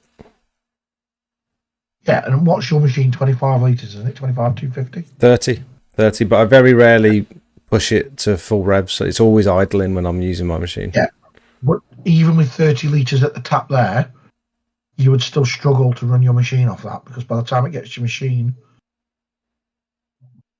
it's not going to be as good. Yeah. So I would be considering rolling it out every single time. You know what I mean? Darren, Bowser. Are you interested in this for $3,000? What is it? I can't see yet. It's a GX 630, same as mine. 30 litre per minute pump, hose reel, fuel tank. That's an absolute bargain. Is that new? No, it's been reconditioned, I think. $3,000 for anyone that wants it. I think that's cheap. Absolute beast of a machine. I paid more than that for mine from them. Mm. If anyone wants that from H2O, yeah. H2O in Bromsgrove. Nice guys. They are. They came up for me. Nice guys. I saw Nigel from a distance, but I was talking to someone at the time. Was there more than one? What I would say to anybody in the chat is, if you're thinking of doing commercial work later on down the road and you have the budget, that's a good buy. The hose reel's a bit naff, that's on the top of it, but providing everything else is good, that's a good buy. You said to me in the past, when people say, what machine would you recommend? You've always said the best one you can possibly afford at the time. 100% every time, assuming the deal's right. Do you know what I mean? We're not talking about overinflated or being ripped off, but that's the good rule of thumb. Right, let's have a look. I think my GX 390 21 litre per minute Evolution 2 is the perfect startup kit. I think a lot of people would agree with you. Yeah, we talked about that earlier on. Everybody is aware of my views of the Evolution pumps. I consider them to be an entry-level professional pump. They're fantastic pumps. They're 7/8 of a classic pump. They're going to give you 5 to 10 years service. Why would you not want to start with something like that at the right money? Where you'll get caught out with the Evolution pumps is they don't come with all the nice little bits, so you end up spending hundreds and hundreds of pounds putting quick release fittings on everything. But if you're on a budget, Evolution pump, that's where I'd start. Those, can I just say, those are some of the best quality of life upgrades that I've done since I've started pressure washing. When I came to you to have first of all the Q trigger, the ST2600, Yes, and then you upgraded all of my hoses, my unloader valve, my extension hose. You upgraded everything with the MTM, and then the Q adapter for the surface cleaner. It has totally transformed the workflow. I've not had one issue with leaking O-rings like I did probably 4 times a year with my Equip to Clean hoses. It's in comparison to the money you'll spend fixing, the money and time you'll spend fixing issues compared to the cost of upgrading to these MTM fittings and the Q adapters. It's massively worth it. Some might argue that you could just buy the machine with them on already, Jake. I might know a company that builds them that way. If you get them from the right place, you can find them already fitted. Correct. And I haven't come on to do a sales push. My board is full. It is completely full. We're inundated. Well, I can't. My mate Richard came to you the other day for those MTM fittings and the hose. You sorted him right out. You brought your van, Richard? Yes. He bought my van. He bought my Kiam machine, and you've put some. Sorry, I did say Jake wasn't a very good friend selling you that. Yeah, he told me that. But you've put some fancy bits on it, and it's been going strong. You know what? I was dead honest with him. Yeah. The way that you'd done the money split, I thought you'd ripped him off for the machine, but the overall price for all of it was a super fair price. He told you the price, did he? Yeah. Did you ask though? You asked, didn't you? No, it was part of a conversation. It was nothing bad. When he did the price breakdown, I was like, yeah, Jake's not your mate. But then when he told me the overall price, I was like, actually, that's a really good deal. You've done well out of that. Second-hand van, high mileage van. The machine's a year old, and it's got some fancy bits on it. The tank, yeah, I think he got a good deal personally. And I wasn't trying to make weren't trying to make any money on it. And he's been coming out with me a couple of days here and there, and coming to some of my jobs. And he's fantastic. He's going to be very successful, I think, because he's got the right attitude. He works hard, and he gets good results. Yeah, I agree. That's what it's all about. So what we've done the 35 quid one. You could get a different pot, water, pressure, cut through, and wear lab coats. Yeah, we could. If I did lab coats, it'd have to be in a complete spoof style, wouldn't it? Basically, it's referencing I'd get an unloader valve and do a technical at work, but I think people would shut up. You need you need a bench in front of you as well, a parts bench. Yeah, I'm going to say this. I don't think any of you really care how the equipment works. What you actually want to know is, if it goes wrong, how can I fix it quickly? So you can go straight to the bit. So what you guys want to know is, when my machine starts pulsing or it starts doing this, that's the bloody shuttle in it, and it's because the springs broke. and you need to be able to go straight to that one bit and fix it, or how to change a machine so it doesn't keep doing the same thing. You don't really care what's on the inside or unloadable. Or I think people care more about how am I going to spend all this money that's burning a hole in my pocket? What's the next quality of life upgrade for me? Because you can just your life upgrade if you want. Well, you can just non-stop spend money in this industry. You're always looking for the next upgrade. And speaking of spending money in this industry, I'd like to run a quick advert for the Darren Newton's Buy Him a McLaren tour, just like Peter Clay did the Buy Me Mum a Bungalow tour. We're going to do Buy Me a McLaren tour. You've got a Facebook page to promote, haven't you? The Ask an Expert one. Oh, you forgot about it? No, I haven't forgotten about it. I haven't forgotten about it at all, mate. We could talk about this. Well, I just want to quickly answer the next question. How do you apply your buyer side?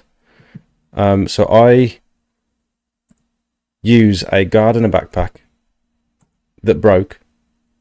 And now what I've done, while I was at the show, I purchased one of these Everflow EF1000 pumps, which is a chemical pump, and it's an upgrade from the one that comes fitted to the gardener backpack, which isn't designed for chemical application. So now I can run hypo and biocide and TFR and synergy and other caustic chemicals, and it's so easy to fit. Comes with these little wires, these little clippies. Darren, have you seen these? These little clippies are so useful. Wago couplings. Huh? Yeah, we use them. They're called Wago couplings. Yeah. WGO.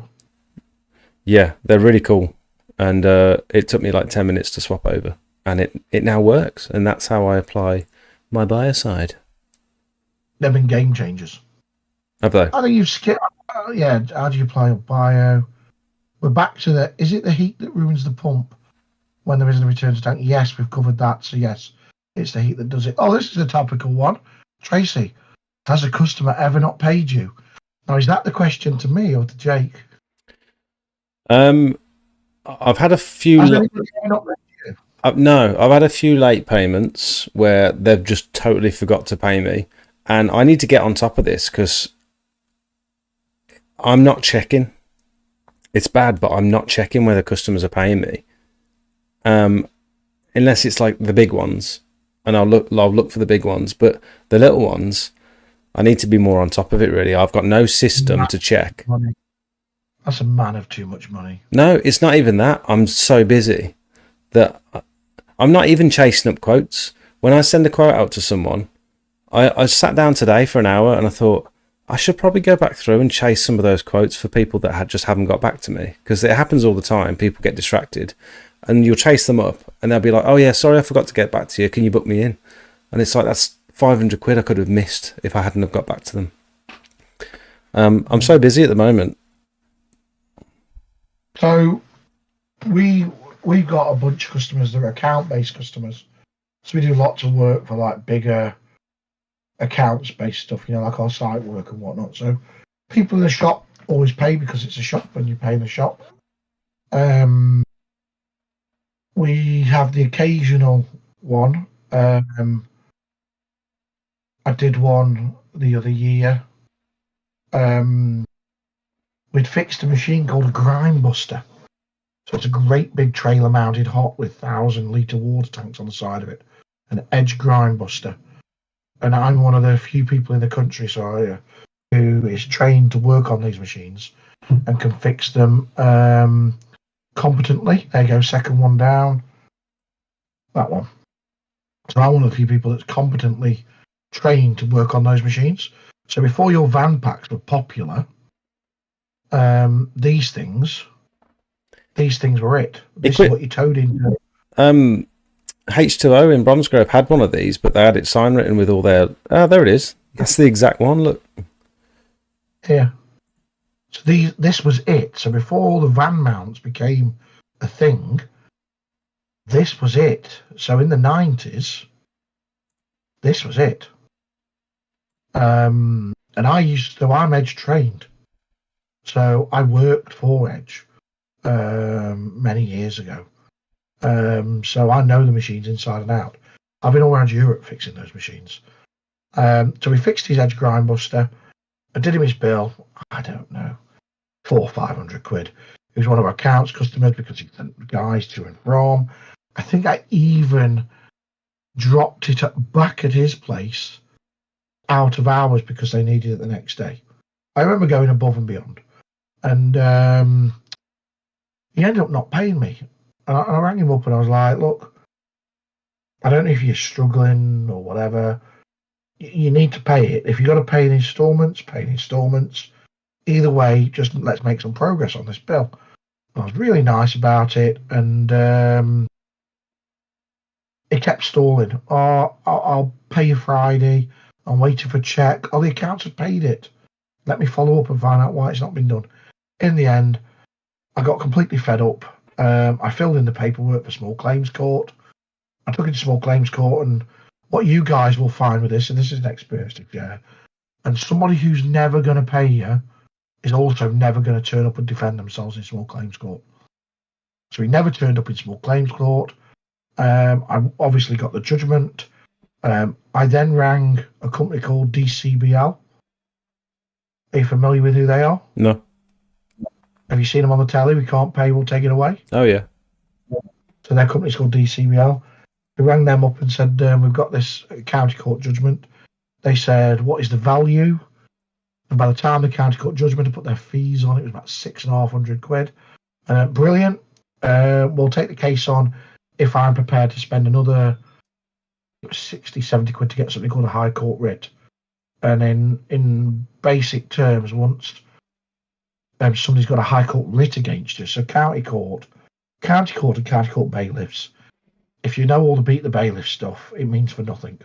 You keep your doors locked, you never have to pay them, you can be a scallywag, it means nothing. It ruins your credit rating, but you're still never going to have to pay it. But a high court writ means they can kick your door down and take your your firstborn and all this business. You're like, you're ruined. I make light out of it. So anyway, so they said it's at the value I could do it. I said, yeah, I'll do that. And the guy again ignored all the paperwork it went through. We got the High Court writ. And then there was silence. And I'm saying at work, I'm like, when they're going to go get me money, I'm bloody paid for it. Yeah. I wasn't bothered about it, but I was really anxious to see it happen. And then suddenly, one day about 11 o'clock, I get a panicked customer on the phone asking me to call off the bailiffs because they were there. And I'm going, oh, and at the same time he's rung me, the other phone's rung, and Sonia's picked it up, and it's the bailiff's office going, don't enter into any agreement with him. We'll update you in a bit. And I'm on the other phone saying, I'm really sorry, but I've already passed the debt on now. There's nothing I can do. Mm-hmm. And he's going, but please, they're telling me they're under your instruction. I'm like, I'm super sorry, buddy. I'll give you every chance in the world to pay. You could have paid me in installments. You didn't. Yeah. I said, I passed it on. It's up for somebody else. Anyway, the long and short of it is this guy tried to drop doors down on bailiffs. They'd clamped his Range Rover. They'd clamped 3 of his work vans. It'd like, you know how they go through on the TV program going, yeah, we're going to take it to the next level. That's another $5,000 and this, that. Anyway, he ended up having to get 3 friends come with 3 different bunches of money because his £600 bill became 5,400 and something quid. Oh my god! Because isn't the longer they're there, the higher their bill goes? If it's high court, you just need to enter into an agreement with them immediately. Mm. You know what I mean? There's no getting away from it. Like I said, county court. And this is years ago now. I chuckle about it now. I'm not an evil person. I would have just preferred the guy to give me 50 quid a month on direct debit. You know, I'm struggling a bit. Can you help me out? Honestly, it wouldn't have stressed me out, and I wouldn't be telling this story. Yeah. So that's probably one of it. I would say out of my accounts customers, I probably lose on average every year 1,000 quid ish, 1,500 quid of unpaid bills where companies go under, or they don't pay, or they vanish, or whatever. Yeah. Or we struggle to follow it up. Except last year, one of my big site contracting customers that turned over 400 and something million a year actually went under on us for a went into administration for a very large amount of money. And if it wasn't for the fact that we'd built ourselves into a strong position, it would have been enough to finish us. Yeah. If that had happened 2 years ago, It's that would have been the end. that's the risk of relying on large contracts. If they're the only businesses or companies that are fulfilling your salaries, and you're relying on them entirely to for your whole business model. Yeah, well, we weren't relying on them. No, I'm not saying you are. I'm just saying that's the danger of danger. Yeah, definitely. And now I'm more reluctant to offer anything out on account now. Yeah. You know, we did work that went into the NHS, and we're not talking 2 or 3 or 4 or 10,000. I'm talking tens of thousands of pounds. Yeah. I basically worked for 6 months to not get paid for it. Should we do some quick fire questions? Yes. So anyway, any recommendations? Well, which one are you doing? Jack Rowe. How far are you? Jack Rowe. Any recommendations on lances? I'm 6'5". My back's broke after 5 jobs. I have a quick release trigger on a Honda GX390, 21 litre per minute. With regards to lances, are they all just generic? They're just poles, aren't they? So as long as you've got... Oh, you get the length. I would say if you're struggling with your back, Jack, it was too small. Or like Jake, you like to hold it by your head and clean your feet. I would get somebody to take a picture of your side on where you hold your lance in your normal position, and either drop it to the Discord or send it to our Facebook. Let's have a look at what you've currently got. Let's see if we can sort that posture out. That's a good idea. Without knowing what you've got and what you look like when you hold it, there's not a lot we could do. Very topical, Tracy Jane. Will the low pressure guard and hose diameter make that much difference? Using a 3/4 inch rather than yes. So I've got experience in this. The first over a year of pressure washing, I was using a 1/2 inch hose, which I think is 12.5 mil. I think. Like that. And even though if you use the same 2 taps, and I've tested this from my garden tap, you will get more flow from using a 3/4 inch hose with proper fittings on the end from the same tap. And I don't know how it works. I don't understand the physics behind it. I just call it potential flow. You're getting more potential flow from having a thicker bore hose. But also you want to increase, ideally if you can, your 1/2 inch fittings as well, which Darren sells. What are they called? Those low pressure Nito fittings. Are they on the website? Some of them will be. I really need to fix this and put the popular stuff on a popular page. Popular fittings. Low pressure plated steel quick release couplings, Nito.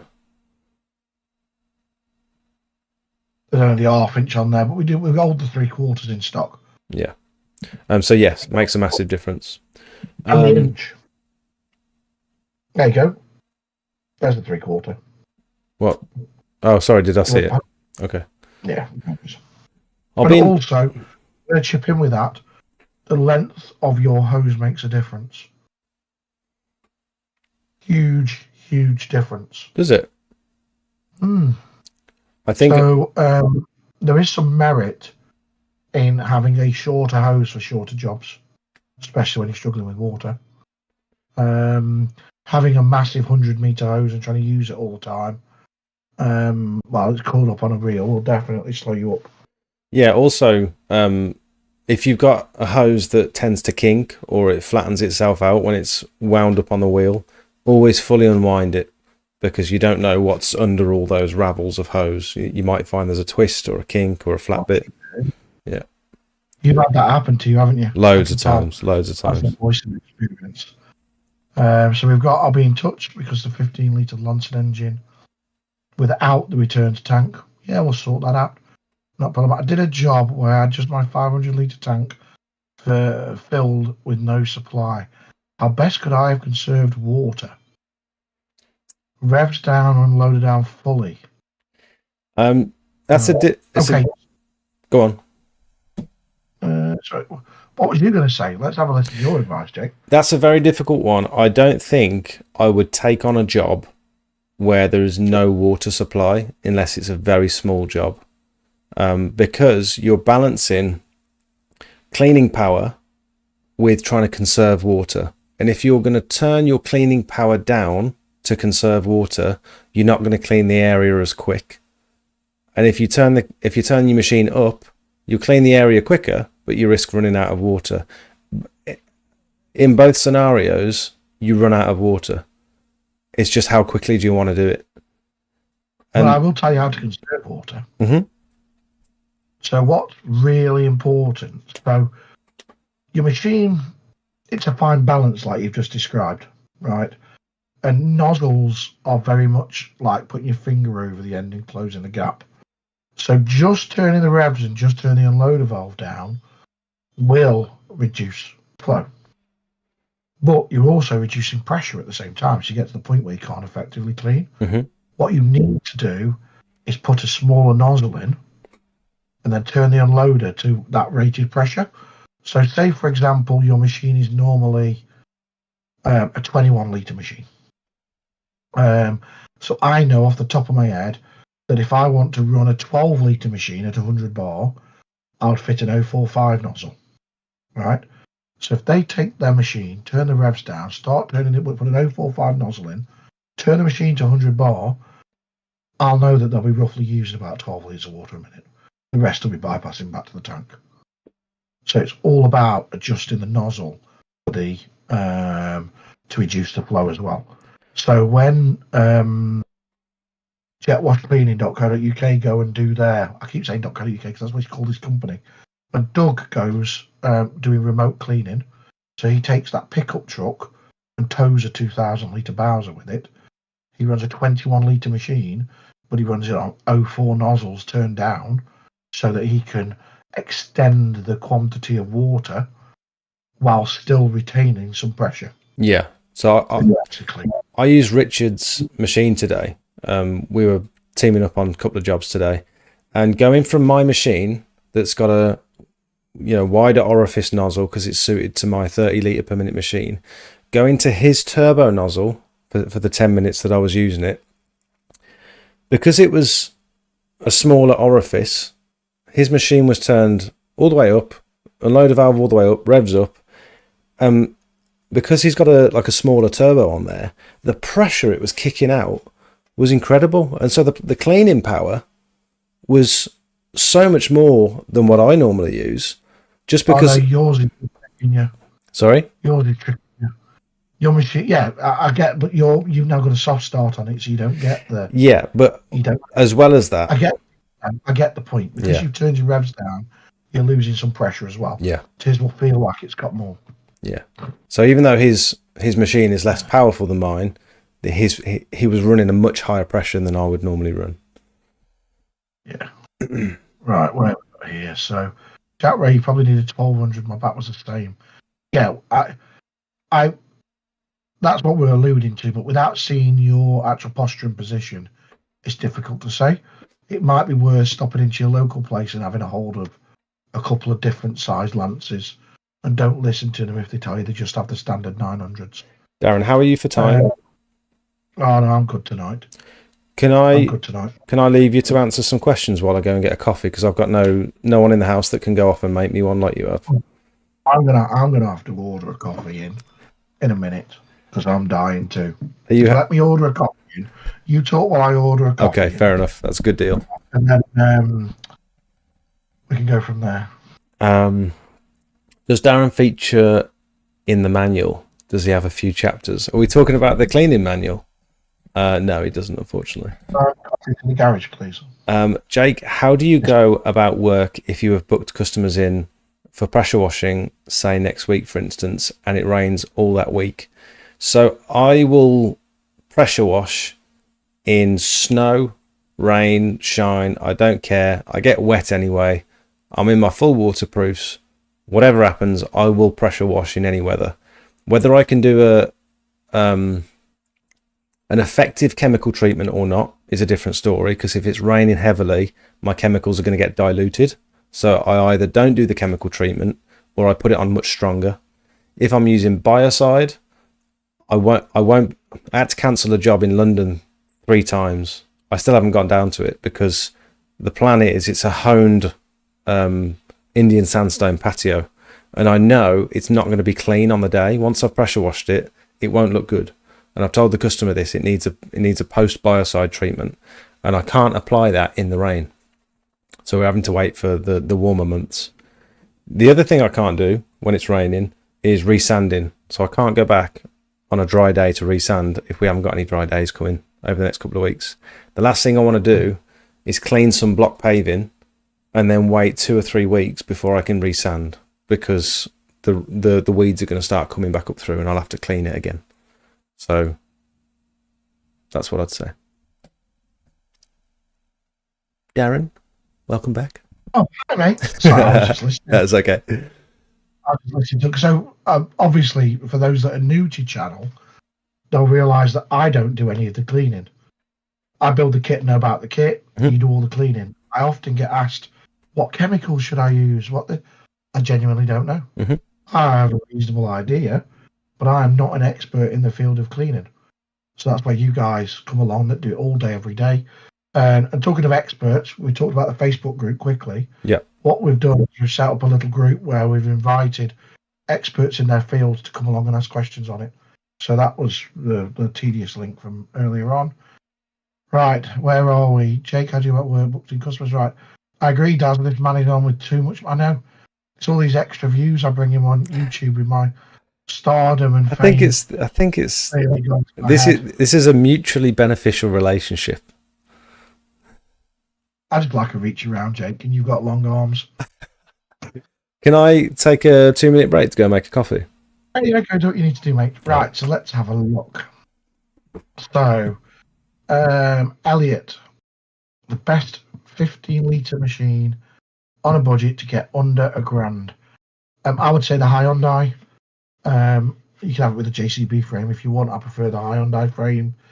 It has got a branded pump on it, which means it can be fixed by any dealer in the country, regardless of what they try and tell you. Any dealer can fix that A&R pump in the country, and the engines are bulletproof. I've had no issues with the engines on them. So I would buy the Hyundai all day long. Best machine for £1,000 or under, including the VAT. Right, Oliver, how does the hotbox update work? Does the heat produced from them not affect the pump? Am I looking at that completely wrong? Okay. So, the hotbox attachment. So, when you have your jet wash, it's a cold water machine, like it's a cold water petrol. And then you decide, right, I want to add a hotbox to it, or I want hot water to generate steam to the roof. What happens is your water goes through your jet wash, and instead of going down your lance, it goes down a short pipe that goes to a hotbox. The hotbox then superheats the water really quickly, and your lance connects onto the end of the hotbox. So it doesn't affect it at all, because it's cold water runs through the pump, and it's after the pump it gets hot water. Craig, I use the Kiam for a cup to clean. I think Daz has one. Yeah, that's £1,000. That's a good one. Jake, when you chucked the day job to fresh wash full time, he's still in Parker. We'll ask him that question when he comes back. Let's have a look. Hard readers on the day. I can answer this one for you. So, for those of you that don't know, I'm involved in a few businesses, and one of those businesses is a bin cleaning van. That bin cleaning van, for those members that are not on subscription, those customers that are not on a subscription, payment on the day. I would thoroughly recommend. So we used a thumb up reader on the Pro Grip stand, solely because it's got a receipt. It has its own 3G card in it, and it has a receipt wheel, a paper reel in the back for giving the receipts. So I would definitely recommend not having one of the ones that connects to your phone, because you look tin pot. Take one of the 3G ones from whichever brand. They're all roughly the same money with no monthly subscriptions, with the paper in the back, and take the money there and then. Never, ever, ever leave a job without being paid would be the advice that I would give you, especially because you guys provide a service, not a piece of equipment. So for us, it's a little bit different. We can put an attachment to our invoice that says you don't own it until you paid for it, and then legally we can come and fetch it back. If you clean somebody's drive or roof or whatever, and they don't pay you for it, how are you ever going to recover your money, because it's a service? So always get paid. The most effective way of dealing with them if a commercial is what's called a winding up order. Cheapest and swiftest way. Probably was, but I left the professionals to doing it. I went down the court route. Left-handed, right-handed golfer. I'll be getting the Alpha PB van mount, but stuck on which size van to get first. I'll be pressure washer and gutter cleaning and roof cleaning. Would be interested in both your thoughts. So I think if you're buying a dedicated van to do this job, the smallest van you should consider buying is a Renault Traffic, if it's brand new, or the older Vauxhall Vivaro size van in the low roof long wheelbase of the H2 variant. That is the smallest I would recommend having. I think if you buy a Berlingo, they're just too small. I think when you're more established, you might want to get a bigger van like Jake's got now. But the cost difference between a Berlingo and like a Vivaro or a Renault Traffic is really small. So I'd go for the bigger one out of the two. Do not get conned into a new shape Vivaro. So the new shape Vivaro, Peugeot Boxer, they're really, really small. Even though they look similar on the outside, they're much, much, much smaller in the back. Let's have a look. Is there a standard letter you can send to get them to pay before taking legal action? Tracy, there is loads of templates on the website, and maybe since following on with this, Jake might find one and add it to his group. What's that? Because it's quite a useful tool. Like a chase up letter before action if somebody hasn't paid you. There's loads of templates on the web for that kind of thing. Lee, is my flat surface cleaner ready to pick up from your company? I don't know, my tone is the answer. But I do know I've got a bunch to fix tomorrow. Craig, once you threat legal action, it's normal enough to get them to pay. Yeah, so if they are going to pay you, usually when you get to the point of threatening legal action, you will get payment. But some people will just never, ever, ever pay you. Let's have a look here. Just curious, since there's a desert, a small parts supply around here in the north of Derby, how does one go about being a satellite PWS supplier? So the Alpha stuff is an Aquagreen product, and anything Alpha, if you want to buy enough of it and buy it in bulk, so that's chemical products, hoses, the machines, the fixings that go with it, give me a chat. I'm interested in that. I do know that we're opening up a dealer on the Scottish borders. I've got one lined up in Wales. But before I open them up, I just need to fix my problem with getting the kit built quick enough. So we're busy growing and making changes. Let's have a look. Lee, I'll let you know. Yeah, hi Darren. Can you sort me out some fitties for the foot pedal? I got you to fit the GVS kit, please. I think Liam's just bought a foot pedal and a Pro 35 power pole from PWS. I'm guessing. Did he get it from us? Sorry, for the not, show. not PWS, from GVS. Sorry, and I think Oh, I think he wants you to of put course. some fancy fittings on it. Yes, but they won't be VAT free since you brought the GVS one and didn't buy the PWS one. So just to remind everyone, for the next 48 hours, my viewers get an exclusive 20% discount if they message PWS with the words "My Jake" and then My Jake. and then the parts that you want. This doesn't apply to machines, pressure washers. It only applies to equipment. Subject to stock availability, terms and conditions apply. You may or may not be disappointed or happy, but we always promise to try and succeed. You must also subscribe and click the little thumbs up button at the bottom of the stream, else the discount doesn't apply. Not available through the website either. Yeah, not available. This is quite exclusive. Sonia's already crossed with me. See if it's been 3-4 weeks. Well, we're running about a 6-week lead time on the workshop at the moment, but late, I'll get on it. Tracy, if you have a coffee, you won't sleep. Mine's coming decaf. Mine's not. Jake's young; he can afford to be up all night. Can you put a link in for your waterproof clothing? That must be for you. Let me see if I can find it. What can one do to spray clean the engine and pump for maintenance? If you were careful, I just use a little bit of TFR. It's completely fine to wet the pump all over. And the gearbox, you can wet probably 60% of the engine without it being a problem, as long as you don't direct the jet on it and use the own jet wash to clean itself off. Is there a WD-40 to protect engines exposed as they are to the elements? Should be packing away at night time, not leave them in your garden. That would be my advice on that. Yeah. Tracy, never leave the job without being paid. I agree.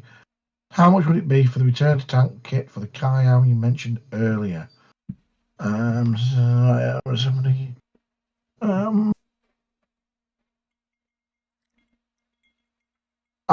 going to guess somewhere 120, 130 quid. I need to do a cart with the bits in. And then it depends if you're going to fit it yourself or we're going to fit it for you. Then if the commercial agreement Jake's disclosure item of information. Ray, that's really good offer, that is. Open up close to Manchester, Dazza. We only have Equip to Clean nearby, and that's still an hour away. Right, I'm going to tell you something now. Right, Manchester is not that far from my place. I drove to Manchester last night to drop a part off to a customer because John forgot to take it to the show. Right, I went there, my Hondo, right, my electric Hondo, and I drove there and I drove back last night. It's not that far. Absolutely no excuse. What's Hooper saying? I forgot to ask his question. When He asked me a question. when you chucked the day job to pressure washing full time, were you still on the Parker or already upgraded to the Kiam? So at the point that I went full time,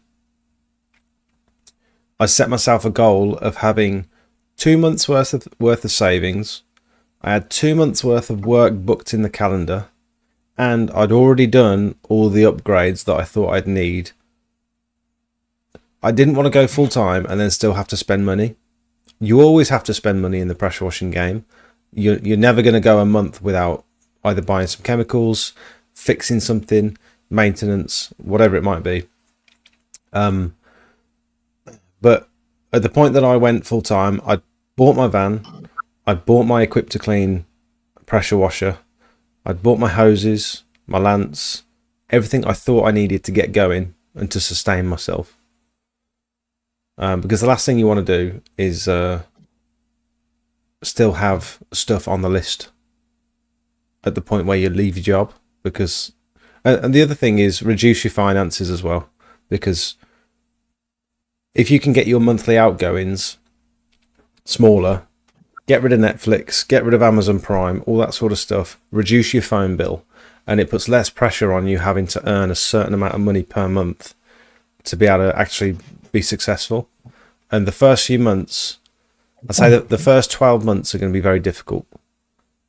But then you'll get into a flow. And as long as you're consistent and you keep doing the right things, keep doing good work, keep pushing for those reviews, keep advertising whichever way you find beneficial for you, and just be consistent. The people that fail are the ones that think it's going to come easy, and they buy all this fancy, expensive equipment and then think, oh, where are my customers? I haven't got any customers. And then within 2 months, they've thought, oh, this isn't what I thought it was going to be. And so they pack up, they put their fancy new equipment on Facebook Marketplace, and they move on to the next venture.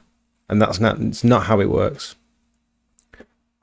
12 months, just do a little bit every day that goes towards building this business for the next 12 months. And you'll find that the compound effect, it will snowball and things will start to happen. It's amazing what happens when you stay consistent. Thank you. I'm sure Darren can speak on that as well. Just a bit of consistency goes a long So way. wise friend of mine. He runs his own business, and he inherited his business. So he inherited it from his family business, 100-year business. And he said to me, "Look, when you're self-employed, it's like feast and famine, peaks and troughs." He says, 1 week or 1 month, you'll have a brilliant month. You made millions, whatever, thousands, millions, whatever, loads of money.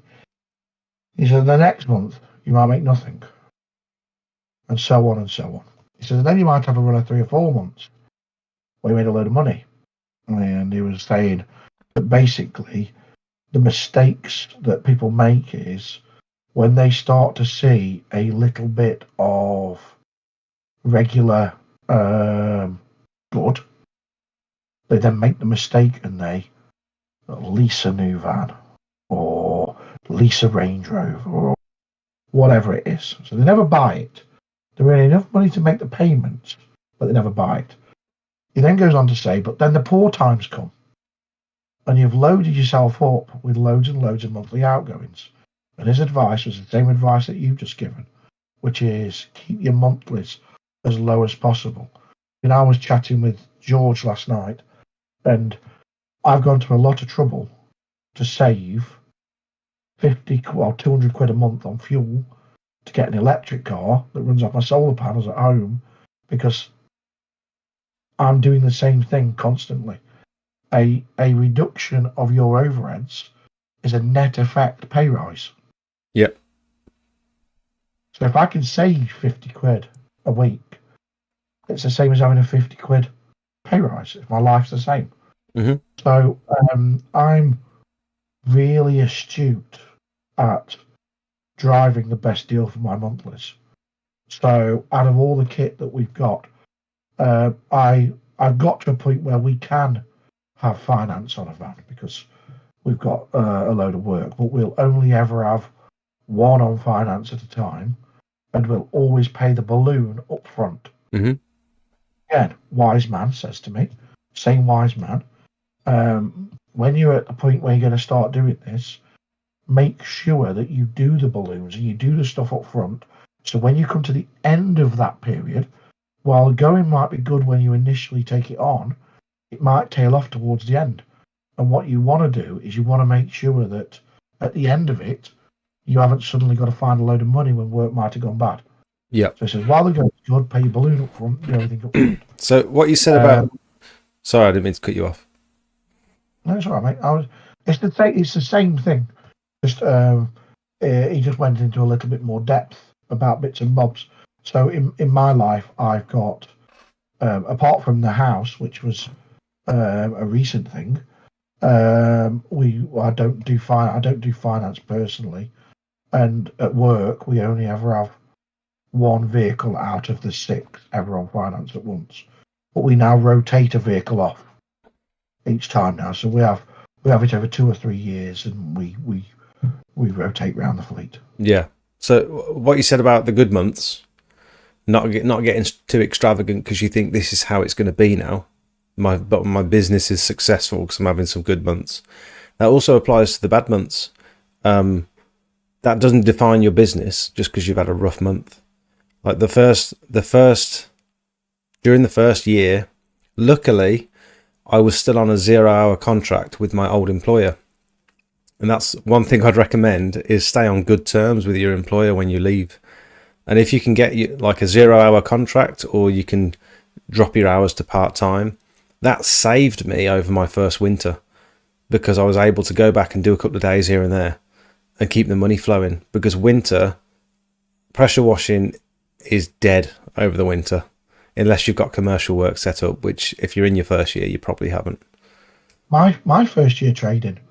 So my first year trading, I'd been going 6 months before Christmas came, and there's a period where work naturally drops off at Christmas for anybody that does this. And there was a 3-week window, 2 weeks before, 4-week window, 2 weeks before Christmas, 2 weeks afterwards, where I was like, well, how am I going to pay the bills?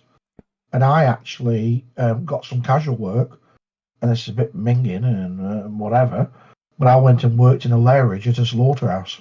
Did you? Yeah. I can see you at a slaughterhouse. You do what the bills, you do what you need to do to pay the bills. A bloody apron, a big knife, that would suit you, that would. So, I had the other end of the job. I had to coax the animals into the machine that... Oh, you had to poke them up the bum. So, like, quite minging at the time, you used to have to stun them with basically electric things around their head. So I was having to do that and then pick them up and hang them up so they'd go in and be... That is horrible. What a horrible job. Yeah. And I hated it. But I did it because I needed the work. Mm. I did what needed to be done. You know, I also used to, when I first started up, I also did web design in my casual hours around it and tried to build, you know, a bit of work with it. Because when I first set up, I only had a handful of customers. Yeah. It's no different for me. It's no different. The story is the same. It's the same story with the same advice. You just have to keep going. And like you said, being consistent is important. That's a big thing. It doesn't happen overnight. And always remember as well, people don't post the bad stuff. Sometimes I'll post the bad stuff, but you don't see half of what goes on behind the scenes. When people always say to me, oh, looks like things are going really well. Like, well, they're not. Things are always on fire. Everything's going wrong at the minute. But, like, no one sees that because you don't post about it. No one else posts all the bad bits. Last year, when it went really bad for us, last July, when that company went under, I went home and cried. Mm. It's scary. And I'm like, it's scary, isn't it? It's like,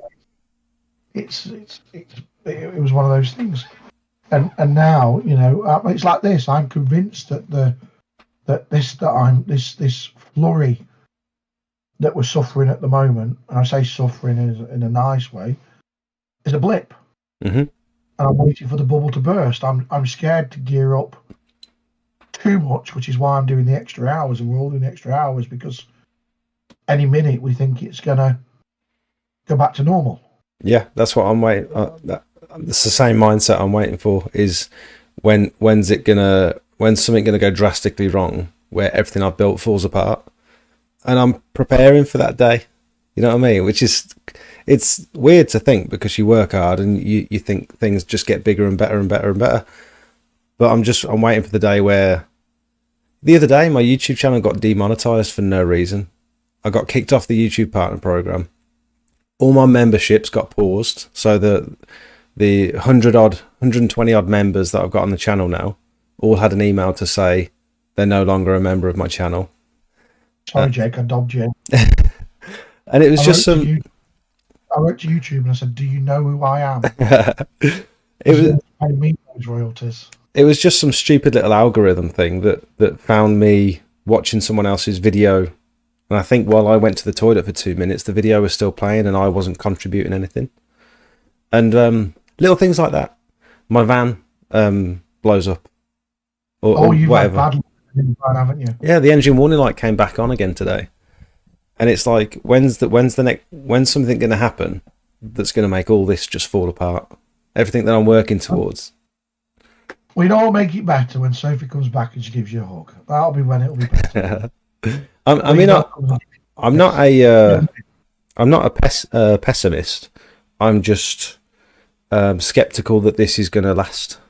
Like, not that things are going incredibly at the moment. It's just I can see myself going on an upward trajectory where I'm getting more work, I'm getting more recommendations, more reviews, all that sort of stuff. And suffering with something called I'm a pleaser.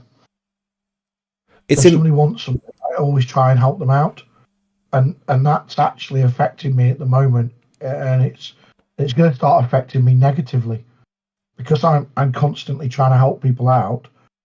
They're surprised when I have to say no.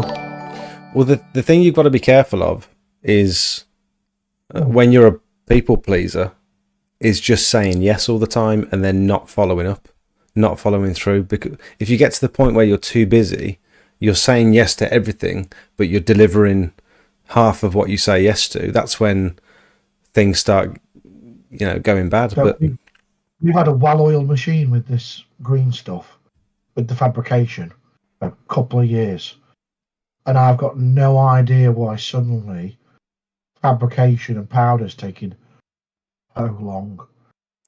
Yeah, and I don't know. It could be I think it's a perfect storm of series of events. You know how they said like COVID, and then the shipping container, the Evergreen getting stuck, and then yada yada. And I think that's happened between powder and fabrication for me.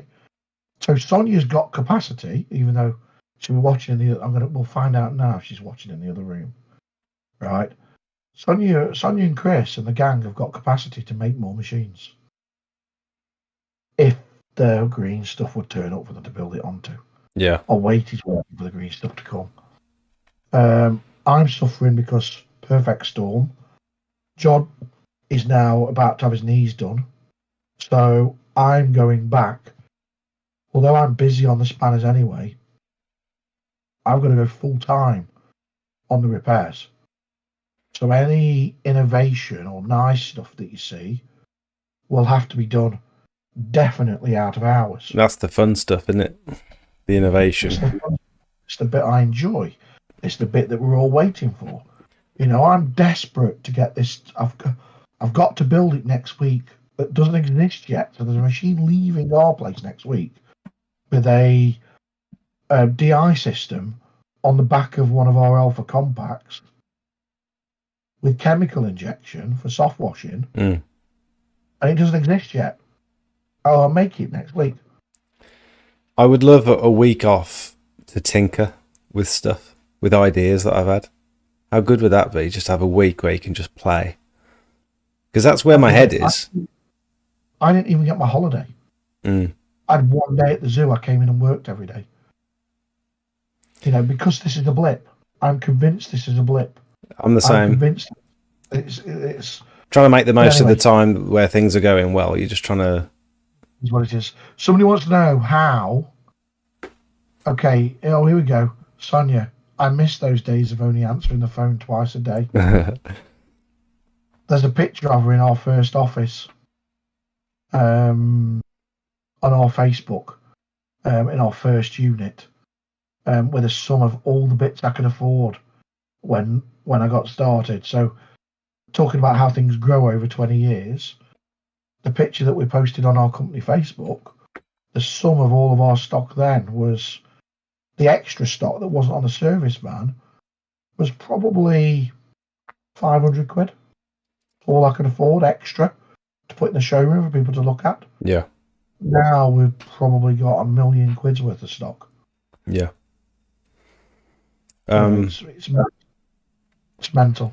Welcome curbside. Ryan interviewed me at the Cleaning Expo. That was very surreal to have like a microphone put in front of me, and same with Squeaky Clean Dave. That was fun. There's curbside popped in. Oh, there.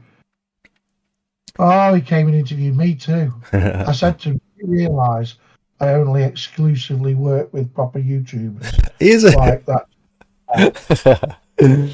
I think he's. And then he asked if I'd ever heard of his podcast, and I happened to go, "I'm really sorry, I haven't." But I am going to check it out now, obviously. Of course. It's very good. It's. I learned some. You get those little golden nuggets of information occasionally, and you think, God, I A wish bit I. like the 1 litre a minute for 1 inch of flat surface cleaner. Yeah. That after I said it on your channel, went everywhere. Yeah. They've got those little nuggets. I took a couple of those nuggets about pricing as well. It's very worthwhile listening to. Good. I'm going to go down to their place in Essex when I have some time, and I'm going to go and do the bit in their little office. That'd be And good. It'll be cool. I Yeah. quite enjoy that. Get the dynamic going. Get a hotel, drink some beer. That'd be exciting. See me drunk. How did the second winter go, Jake? What work did you do? Can't remember if it was I think the winter just gone was my second winter full time, and I don't want to come across as if I'm bragging, but I was talking to Richard the other day, my friend. Don't make brag. No, because it's not a bragging thing. This just shocked me when I went back and had a look. I did 3 leading up to Christmas. I did 3 schools, and most of it was because of my brother Zach was sending out emails at 9 o'clock at night to try and pull in leads from schools and libraries and care homes and whatever. And he managed to land 3 schools. We were doing gutter work, pressure washing, solar panel cleaning, all sorts of stuff. And when I went back and had a look, in the month from December the 15th to January the 15th, I took 10 grand that month. And for little old me, that used to earn 1,800 quid at Aldi. Don't buy stuff on YouTube, tax man, Jake. You earned £1,000. I declare everything. It makes no difference. Little old me, that 10 grand might not be a lot to a lot of people, but to me, that was insane. It's a lot of money. But that sort of level of money, if you did it every month, would mean that you could have a proper wage. Yeah, and you could have you could at that level of money, you could afford to have you and another guy, both of you earning a proper wage, and extra money left over for a bit of a marketing girl to do a bit of part-time marketing for you, and money in the pot to buy and replace your kit going forwards. And that doesn't always happen. And I've had similar months throughout the summer, but for winter, my quietest period over winter, for me to have taken 10 grand in 30 days, obviously there was deductions where, fuel, chemicals, whatever. But just when I looked at that, I was like, look how far I've come from last year, where it went totally dead and I had to do a few days at my old job. This is crazy. And those schools are probably going to get in touch again next winter, and plus more. And I'm just very grateful of those moments when you realise, look how far I've come, sort of thing. And it's just consistency. That's all it is. I don't work harder than anyone else. I don't work longer hours than anyone else. All I'm doing is being consistent, and I'm trying to do a good job. Well, look at the two of us now. I don't consider this to be work. Yeah, but I tell my little girl that it's work. She says, I tell my not to leave me alone, it's work. I'm like, you shall bring me coffees. You shall bring me tea at my desk. What are you doing in Luca's room? Daddy's working. Go to bed. Yeah, go to bed. Daddy's got to work. Yeah. Where's the dog tonight, by the way? Sorry? There's Coda. Where's she? I've stopped letting her in Luca's room because he's got such bad allergies to the pets that he's forever coughing all night if the animals come in his room. So I've just totally stopped them coming in. I've had to get him inhalers to deal with his allergies. Really? Yeah, it's getting that bad. Yeah. Ugh. 35. So their podcast is mint. I've heard so. See you, Lindsay. I'll look forward to a bit of that. We'll let you off this time, Darren. We'll have to sort my invoice out so that when I come and get it fitted, I can get you in the podcast properly. Yes, there's a talk of the PB that doesn't exist at the moment. So what we wanted to do for the show, which we never had time to do, is this was the PB that's behind me with a tank strap on it, which goes round. There is a gap where we can put an up and over to get a low pressure reel on it as well. And I was hoping to have had that done for the show, to take to the show, and I didn't get a chance to get it done. I think that's basically what we're going to sort out for curbside, and his would probably be one of the first versions of that. And I think he's 50-50 at the moment whether he's going to use his own engine, and we'll build it with his own kit, or put a new engine in. But that's going to be cool. That'll be cool. Yeah. Obviously, don't forget to do your charge back. For 500 quid back. Later. Later on the road. Have a look. 35k the average UK salary. I wish I could earn that much in a year. I miss having a job.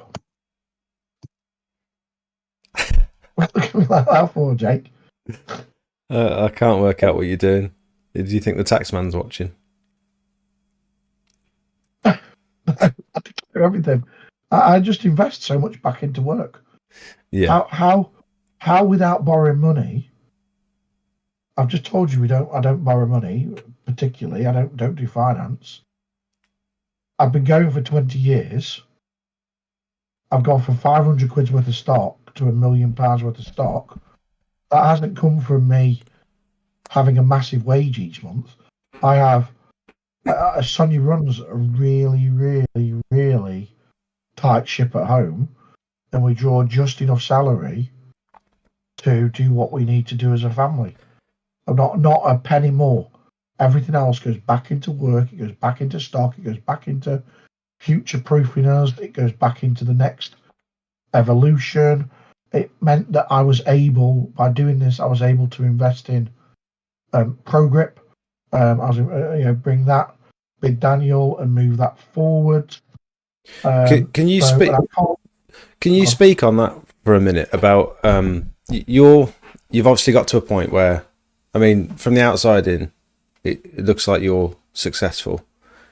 I'm sure you're still shooting for more, but at what point is enough? At what point are you satisfied where you can start enjoying your money, not reinvesting into the business, everything you've worked for? Is it literally retirement, or is there any point where you stop expanding and just be satisfied? My old wise friend said to me that before you take a staff member on, you should make sure that you've got a year's worth of salary in the bank in case your work changes, because you don't want to take somebody on and only have them for a short period of time, then have to let them go, or do something crap like give them a 0-hour contract or something like that. I think that I will feel successful when my business can run without me. How would you? What I mean by that is, if I didn't go to work for a week or 2 weeks, would things still tick? It wouldn't matter. So when I can get enough staff in place, and it covers their wages and it covers the bills, and I still get a salary, that's when I'll feel like I've made it. That's when I will start enjoying life.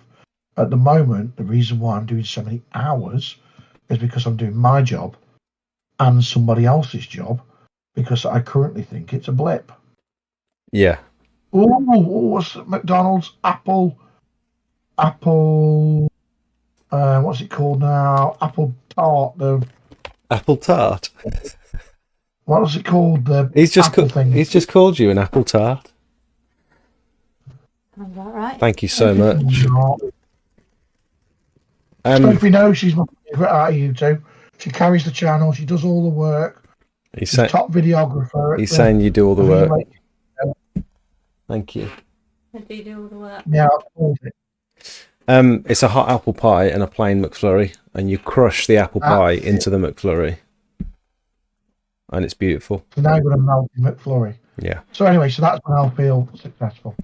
So because I was talking about this last year in one of my videos, and people are saying, when are you going to start roof cleaning? When are you going to take someone on? When are you going to expand?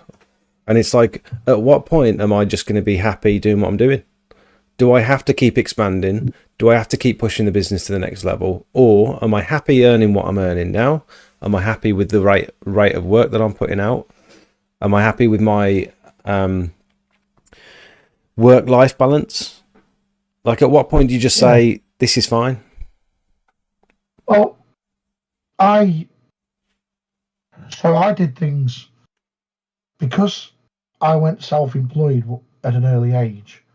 So when all of my other friends were buying their houses, I left a job that I'd been in for 8 years or whatever it was. Well, I was in a stable job. I was in a stable environment. It was well paid. And I left that, right? And right at the point in my life when I should have been buying houses. So what I've ended up doing is setting up my business. And what I wanted to do is make sure that my business was completely stable before I made other steps. So I could have, after 3 years, gone and got a mortgage. I'm not saying I could have afforded to have paid it back then if I'd have had peaks and troughs. Yeah. It took probably 5 years for my business to be stable. Then you get hidden things get thrown in at you. You might get a tax inspection or a VAT inspection. I've never had a tax inspection, but I know friends that have. Do you know what I mean? Yeah. And you might get, and then suddenly that'll set you back, or a customer will go under, that'll set you back. So I made a decision when we decided we were going to have kids that actually we will rent, because if anything goes wrong at work, we'll get scooped up by the social and housing and the kids. It doesn't affect their life. So it took me until last year to actually make the jump and buy a house. Yeah. You know, and that was a decision that we made as me and Sonia sat down and we made that decision. Now, maybe I'm overcautious. Maybe I should take more chances. What I will tell you is the bigger you get, the harder it is to let go, because you're constantly scared of losing what you built. What I mean by that is when I, you know what, right? When I first started, it didn't bother me one little bit that we got 1,000 quid on account here, or 700 quid on account there. Except at the end of the month, the money wasn't there. I just go, sorry, can't pay you. Yeah. Oh, sorry. And what they're going to do? I've got no money. I've got no business worth having. Anything. Now, I'm constantly aware of who we've got to pay at the end of each month. I'm constantly aware that we need to make sure that it's paid at the end of each month, because I don't want anything to burst my bubble. Because loads of my life now depend upon work. The other big thing that we've got, so those of you that don't know, Sonia is my wife. John is my dad. Right? So for a certain amount of time, and for a small amount of time, Fester came and worked for us at Stafford. Fester's my brother. Right? So at one point in time, about 10 years ago, my family, my dad and my mum and my brother all depended on one place to earn their money. Yeah, which is risky. That's an immense amount of pressure. Yeah. Really risky. An immense amount of pressure. So we've changed over time, and we've recently we've took Alan on recently, and she's come on to do some more admin to help us out. She was at the show. I am looking for another service engineer because we've got that much work now. We need another service engineer. And what I'm going to do is I'm going to poach somebody out of the industry over the next month or two to try and get us back on track. Because From the cleaning industry or the jet wash industry. So you saw the Karcher stand at the Cleaning Expo show. For those of you that don't know what my company would normally look like in a normal stand or a normal position is, they were the closest thing to my competition in that hall. So exactly what that Karcher centre did, floor scrubber dryers, the vacuums, the mobile hot water jet washers, that's my core business. Yeah. We only dress up slightly differently for the Cleaning Expo show to, if you will, target market. The people that come to the Expo show are not interested in mobile hot water machines. They're not interested in floor scrubber dryers. They're interested in petrol machines, van mounted machines, window cleaning equipment, gutter cleaning. I saw the Karcher stand was just dead. Every time I walked past it, there was no one there. Wrong market. Wrong market, yeah. It's the wrong market, but that's what my company looks like if I was to present it at any show. Well, I didn't know what the marketing would be like. Should we get back to some questions? Yeah. So something about being, how far is PWS from Stratford up on Avon? Oh, I'm near Stratford. I'm in Redditch. It's about an hour. It's about an hour away for 49 minutes, I think. Do you rate? Do I rate up a bit higher up? Here we go. Do you rate downstreaming if you don't have an X-Jet, or would you just use a pump sprayer to put hypo down? So downstreaming is perfect. So we would just call that a chemical injector. Downstreaming is quite an American term. It's what they talk about on YouTube quite often. A stainless steel downstream or injector is basically what an X-Jet is, just positioned differently. I'm not a fan of the X-Jet, and I really don't want to talk about it on the stream. But if you want to speak to me about why I think you shouldn't be running an X-Jet, in fact, I'll drop it in your chat. I'll drop it in the Discord chat and explain why I don't think you should be using an X-Jet. We can talk about it. Why don't you want to talk about it? It's one of those things, isn't it? I'm going to say some stuff, and some people are going to see their arse a little bit, and I just don't want to be that controversial on your YouTube channel, Jake. You don't think they should be legal, and you don't think they'll be legal for very long. Well, you know, and you know why. Mm-hmm. And I kind of agree. Even though I use one, I'm very careful with mine. A lot of people aren't very careful. No, I just don't want to be the guy that ruins the industry for everyone. Announces to the world that actually what you're doing wouldn't pass any risk assessment ever, and probably will be uninsurable if the insurers knew exactly how you were doing it, and also the chemicals that you're running through it probably say on the chemical data sheet that it would be dangerous to atomize these products. So basically, if it's atomized in the air, they're extra dangerous to human and organic life. So I don't want to be that controversial. But a standard downstream, on the other hand, that you're not spraying all over, a perfect way to put product down. I think that doing it through a soft wash pump. Can you give an example of that? What do you mean by a standard downstream? So instead of it being on the end of your lance and firing out through a foaming attachment in a pencil jet, a standard downstream would have a wide fan jet, would be like using your backpack sprayer. Or a gardener backpack, like a 12-volt pump. It'd be like a powered version of your gardener backpack. So it would stuff the product through, it would be convenient, it would mix it for you, it would drop it in. I think that doing it with a soft wash pump, so basically what your gardener backpack is, but done through a reel on your van, would be a neater and tidier and more controlled solution than doing it through the jet wash. Also through the jet wash, using the reason why the injector ended up becoming the X-Jet and on the end of the lance is because you can't put them more than 20-25 meters from the trigger. and they're very sensitive to the bore size of the hose that it travels down. It's a complicated mathematical formula to make a downstream will work past 25 meters, and it's not very reliable. So if you're running 20 meters hose, downstream is what a car wash would use. Perfect. Otherwise, I just use a pump sprayer, and it's the safest way, I believe, to use a pump sprayer. It will take you longer though. Just to chip in on that real quickly. I think the best investment you can make early on is get a gardener backpack and apply your chemicals through it. The pump isn't designed to take chemicals, hence why mine has corroded finally and stopped working after 2 years. And you can see the filter there has gone a bit rusty. I've put hypo through this. I've put degreaser, TFR,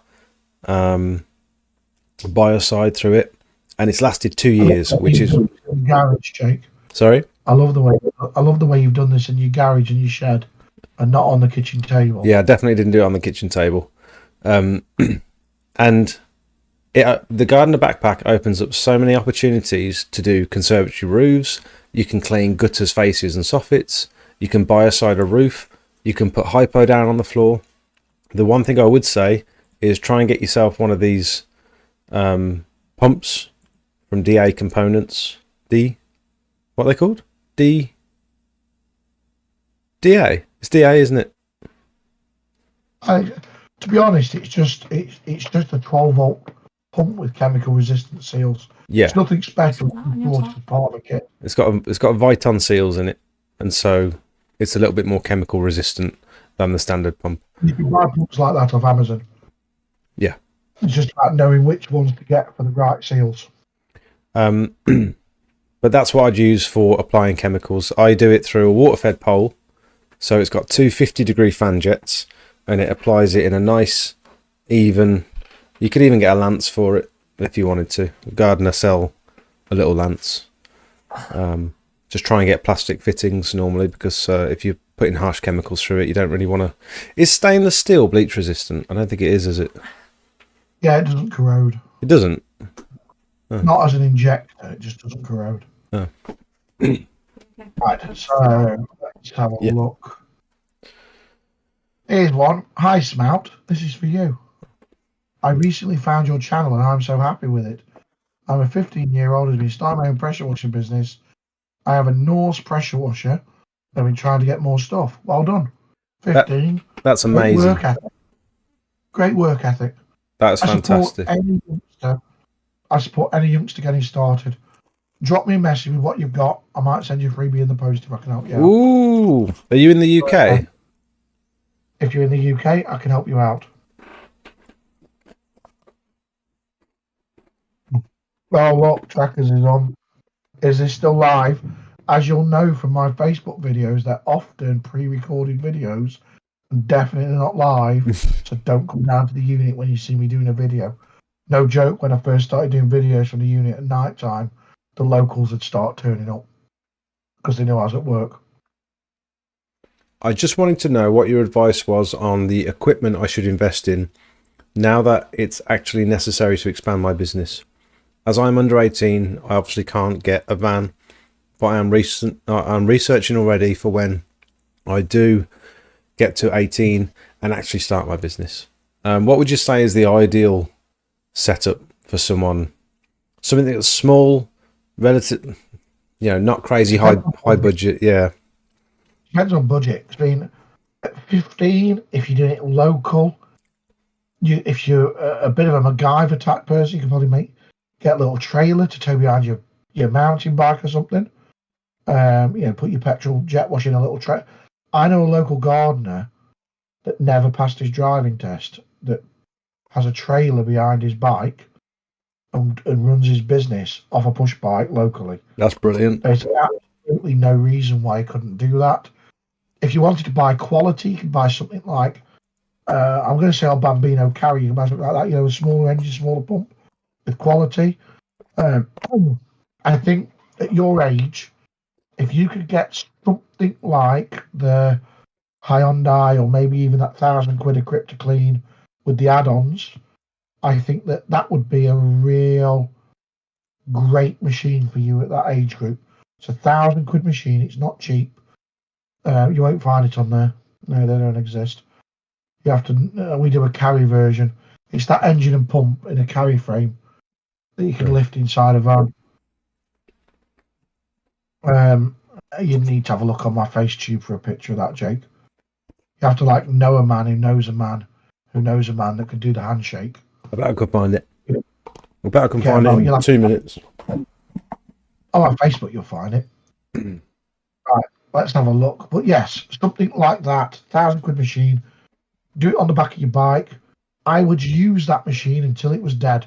I would earn all my money and save up. So when you buy your van outright and don't do finance. Keep running that machine until it's dead, and then put yourself a nice one in. There you go, Bambino carry. Little carry frame, quality interpump on it, return to tank unloader valve, proper water filter, gearbox driven, Briggs and Stratton engine. That's going to last for 15 years. Realistically, how carryable is that? Weighs about 30 kilograms. I don't know how much that is. Your drum of hypos are 20. Really? I mean, yeah, hypo's pretty heavy, The but ones that you struggle with.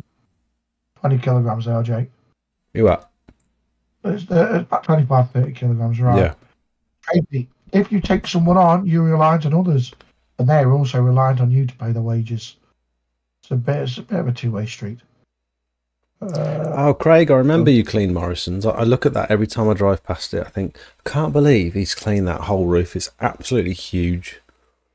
Great North would like to hear about the X-Jet. I think we covered the X-Jet. You got a McCarthy and Stowe Retirement and Stratford on Avon for wash down and render clean. Good job. Chuckers likes John. Everybody loves John. Dosatron are decent connected up to a pump flow. Yes. So I actually quite like the Dosatron idea because it's plastic and plastic doesn't corrode. And I like some of the boxes that are out there. They just want to have a 12-volt pump to run them, and they'll be mint. Amazon's got a lovely 26-litre pump on it. I think that'll be mint for the job. My issue with the Dosatrons and other dosing equipment like that is it's so expensive. It's like 700 odd quid in it. I'm going to do a soft wash version that's got basically a downstream injector in it that you can meter your chemical, and it'll be cheap, and it'll change up what you guys do.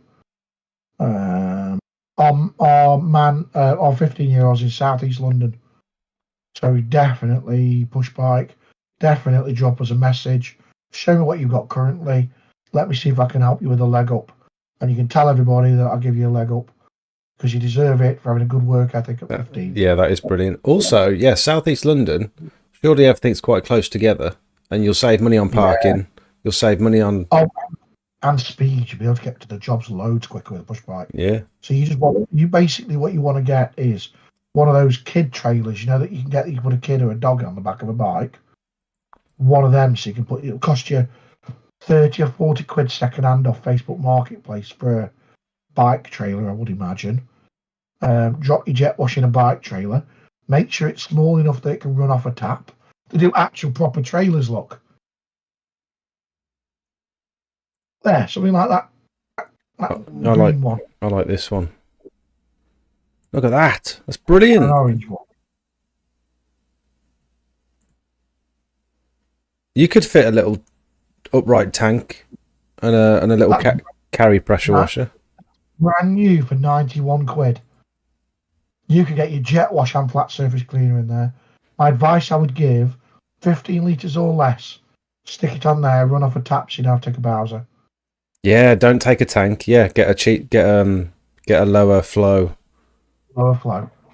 That's what I would definitely You reckon around about 12 litres per minute to run from a customer's tap? That Bambino's a 14140 that we just built. That'll run off a customer's tap. There you go. Listen to this. I do a 12170. It feels amazing. It even runs an 18-inch surface cleaner. Even I was impressed with what it is. How have you managed that? With what nozzles? What nozzles would you put on an 18-inch surface cleaner with a 12 litre per minute? 170, did you say? 170 bar? Magic nozzles. Okay. Illusion. You know. But, Trackers, I'm only 40. What can I have? I need a green frame. Smack on the head for asking. XJet worth the price. Many cheaper versions. That's because the XJet is just a downstream injector that's stainless steel with a brand put on it. The one thing I would Rain say, was sorry, That's my friend Rich just bought the Pro Foam from Rutland Pumps. I've got the XJet, and he was looking for a slightly cheaper alternative, and so I recommended the Pro Foam, and he loves it. He says it's great for putting the hypo down. It does exactly what you want it to do.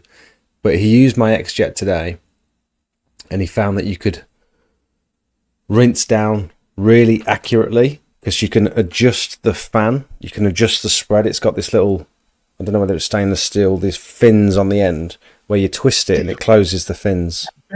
on the end of it is a Vario nozzle hole. Vario, right? And it's a I can't think of the part number now, but it's an off the shelf thing, and they just use one of them without a nozzle in it, strapped to a downstream injector. yeah. Yeah, basically adjustable. This is it. There you go. That's the one you were just on. $9.99 from eBay.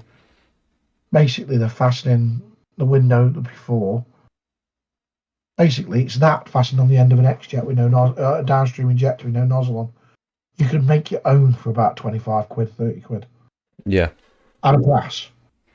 Brass obviously isn't going to last as long. Isn't or is?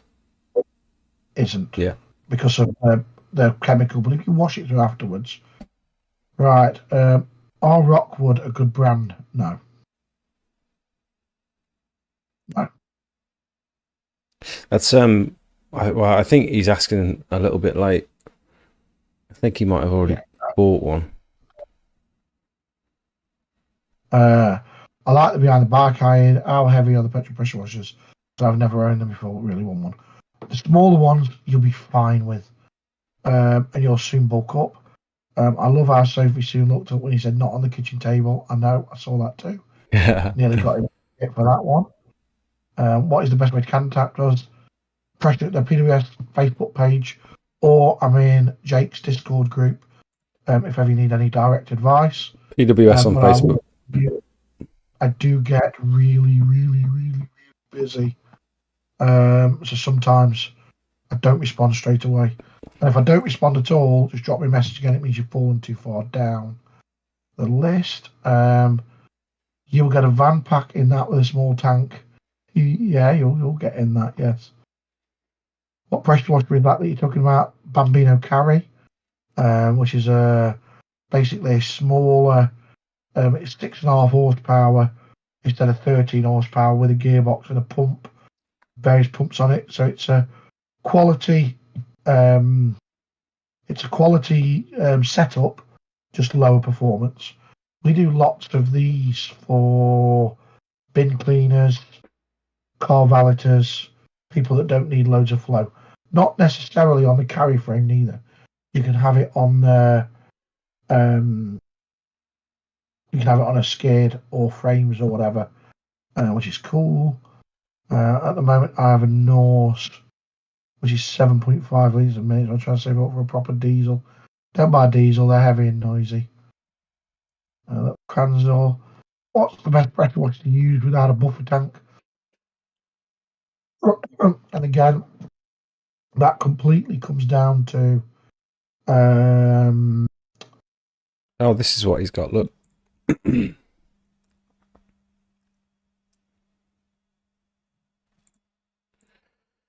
I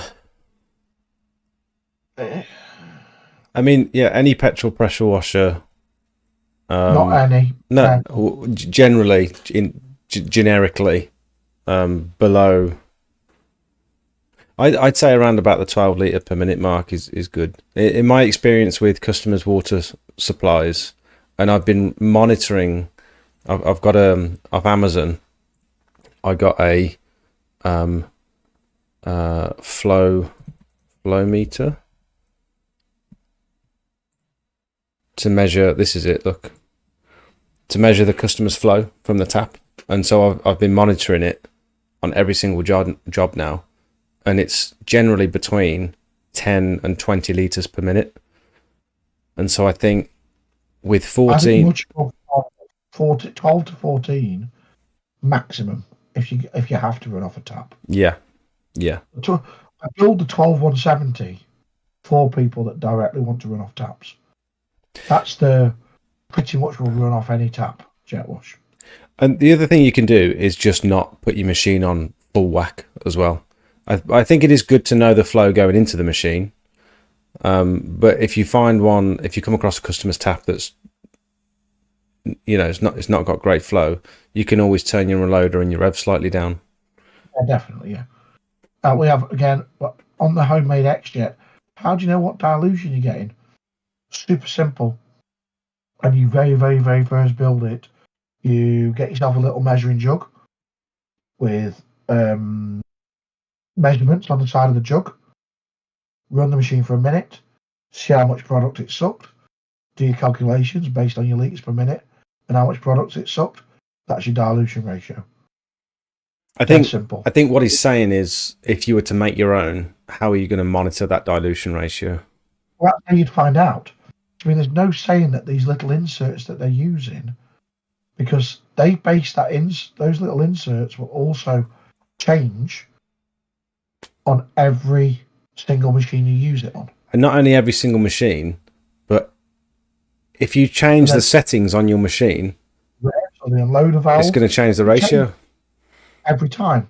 So if you want to know by that much, you should be test running just before you use the product to work out how much it uses in a minute, and then you'll know. Which isn't realistic. You're not going to waste chemical.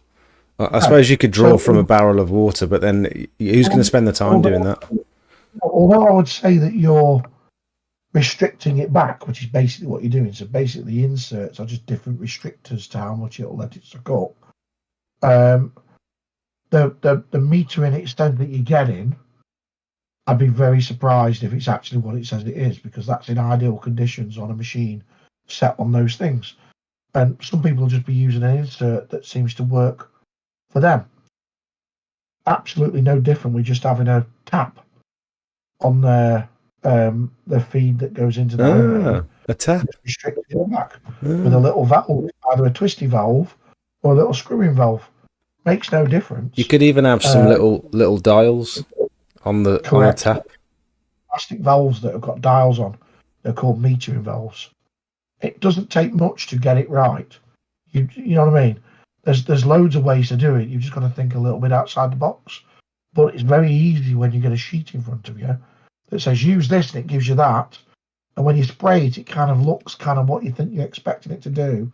You never question it. I think the most accurate way you can put chemicals down at a budget, if you can't afford a dosatron or metering valves or whatever, the best way you can do it is to get a measuring jug, pour your product into it, and then dilute it with however much water you need, and put it through a pump sprayer or something. Yeah, definitely. How would your Bambino carry? It depends on the spec. Between 1,000 and 1,250 plus the VAT, I would say, depending on what spec you have and which pumps.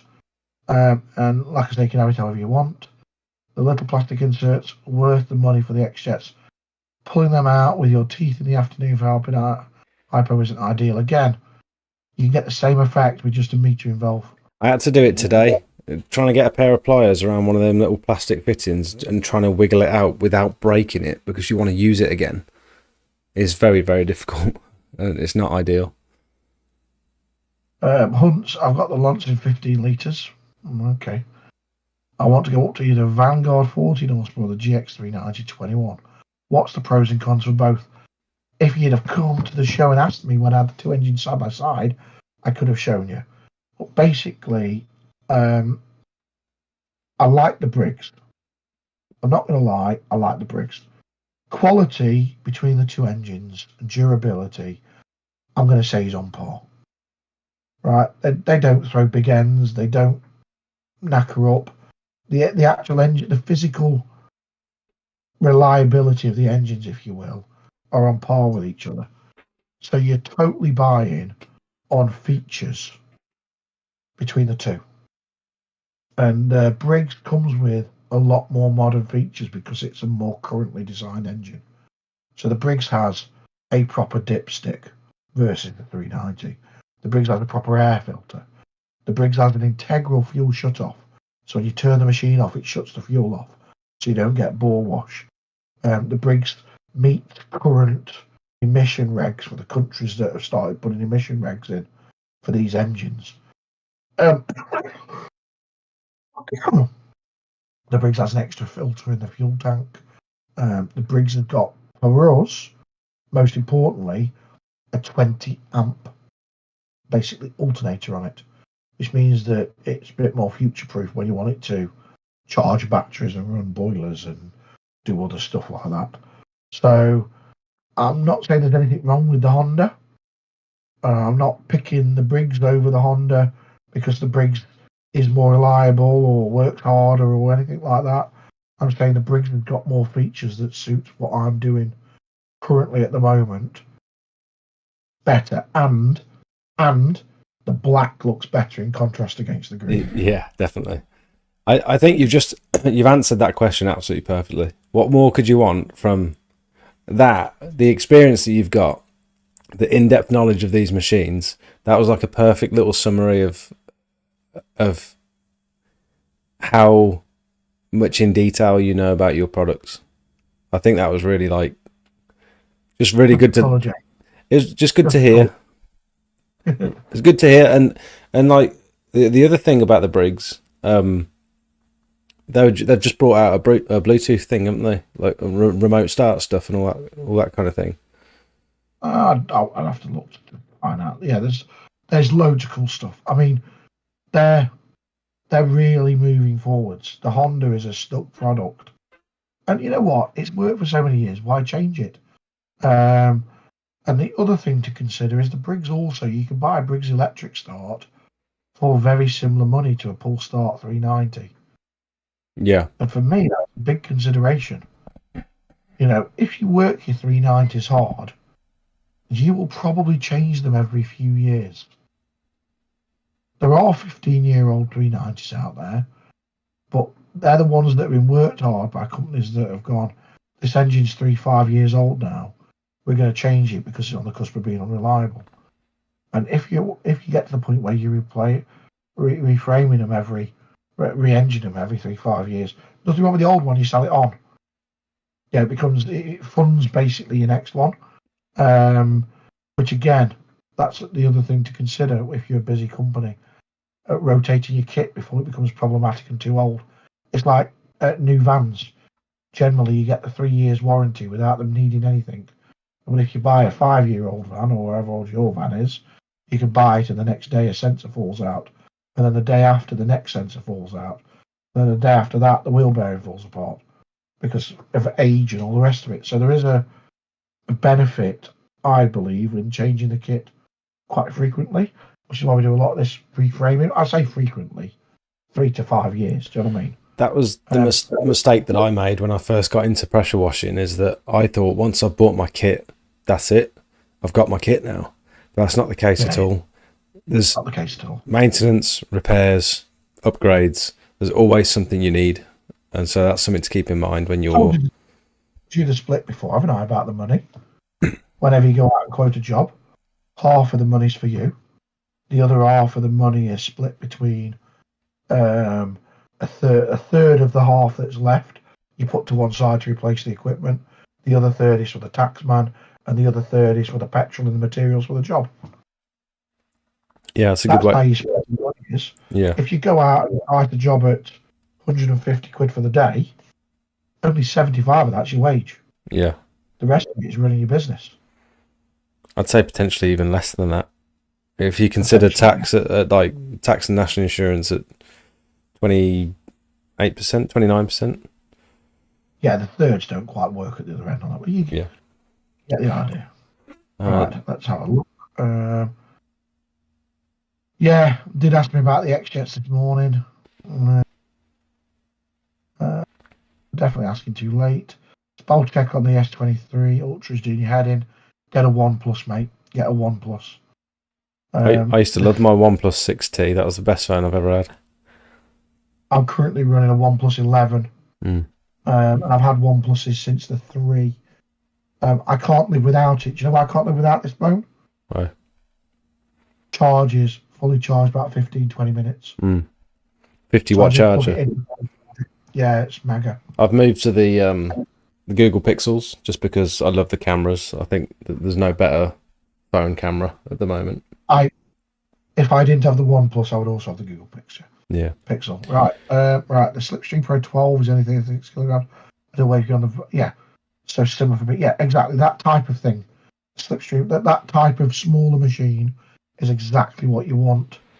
I guess with the gardener, you backpack your premix a dilution. Yes, because it sucks it and sucks the chemical through it. He sent me a message on Facebook. I'm going to take a look at that in the morning, buddy. I've got to pick some. I cut my hand earlier. I've got to pick it now. Gross. You got the bad aids. After a year of running, I haven't taken a penny. I'm going to pay myself in May. This helped me massively to get everything I needed before diving fully into it whilst working.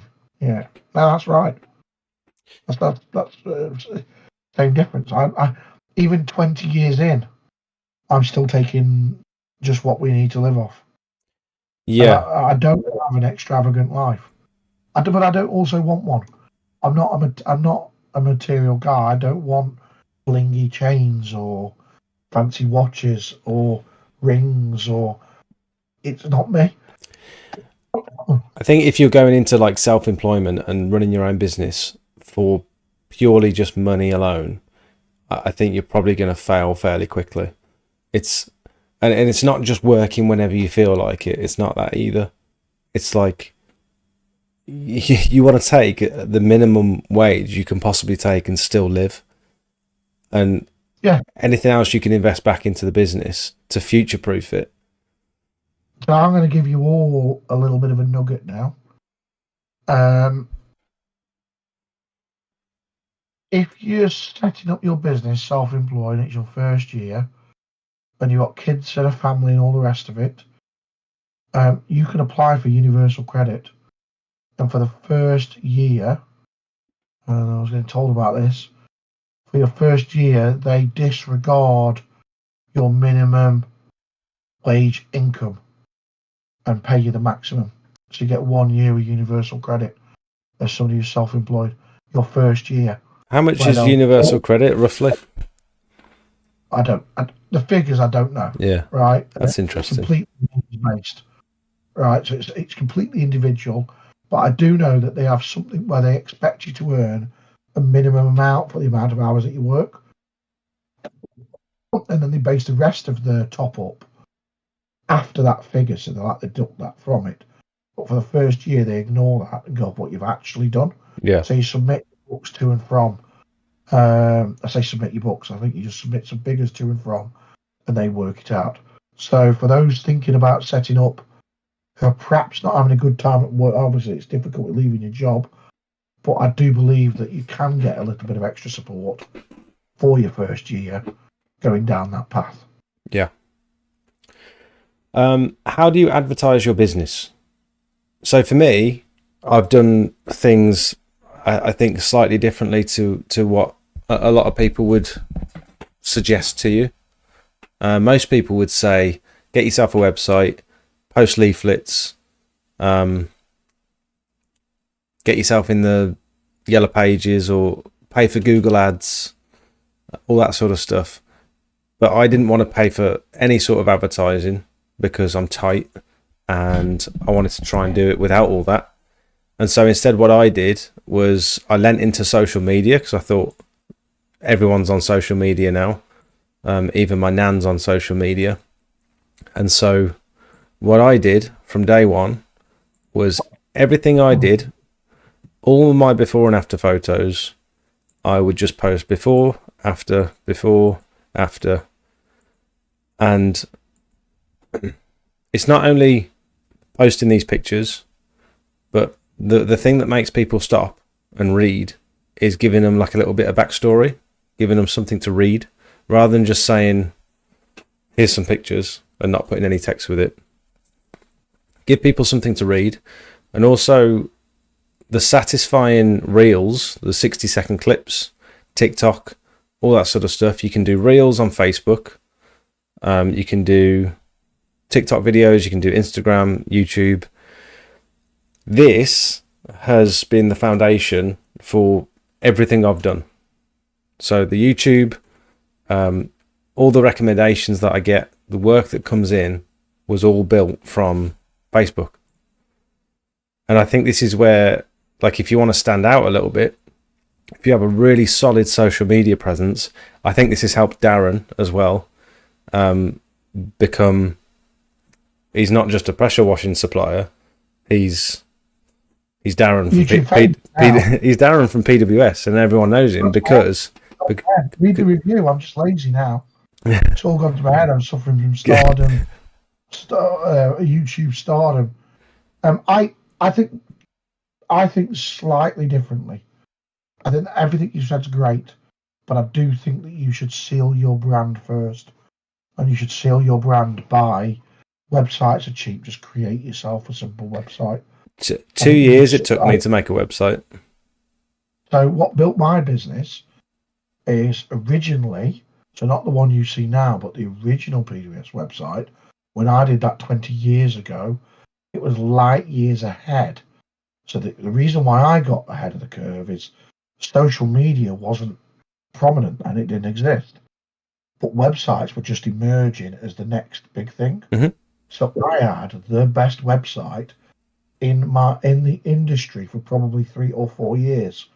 And what that meant is I won all of the commercial customers that had just started having financial purchasers buying stuff online, because it was becoming quite I'm going to say a new thing, but 2005, 2006, the internet was still quite new. It was 10 years old. Yeah. You know what I mean? It was still quite new, and it was just starting to be a thing.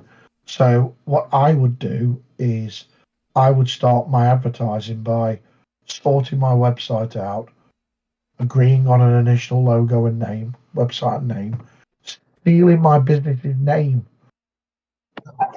with a domain. Loads of companies make the mistake of starting with one name, then realizing 6 months later they can't get the domain name. Yeah.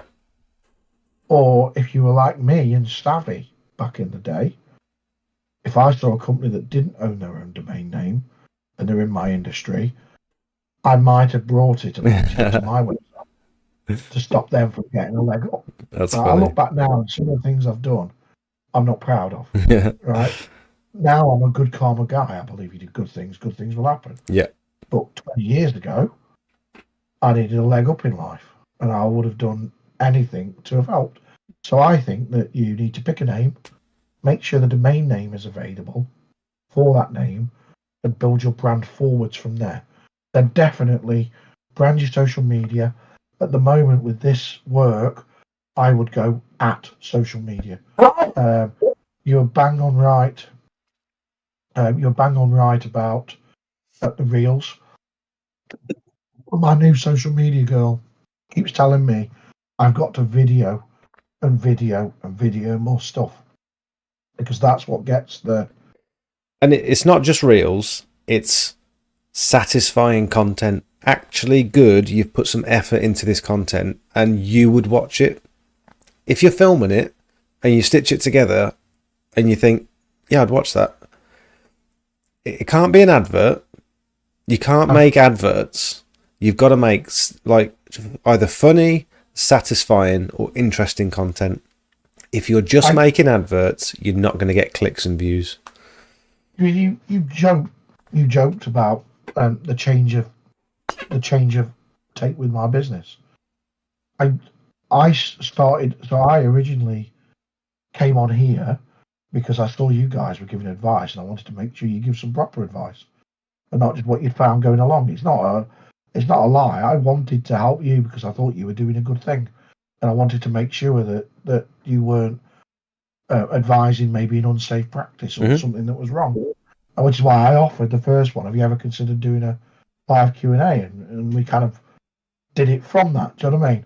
But I started a while ago around the groups because there was so much misinformation out there. Just offering advice, just being there for people, just supporting the community. I never once went there and posted a picture of, you must buy my kit, or you're not buying from me? Jog on, I'm not interested. Right? You know what I mean? I've never treated anybody like that.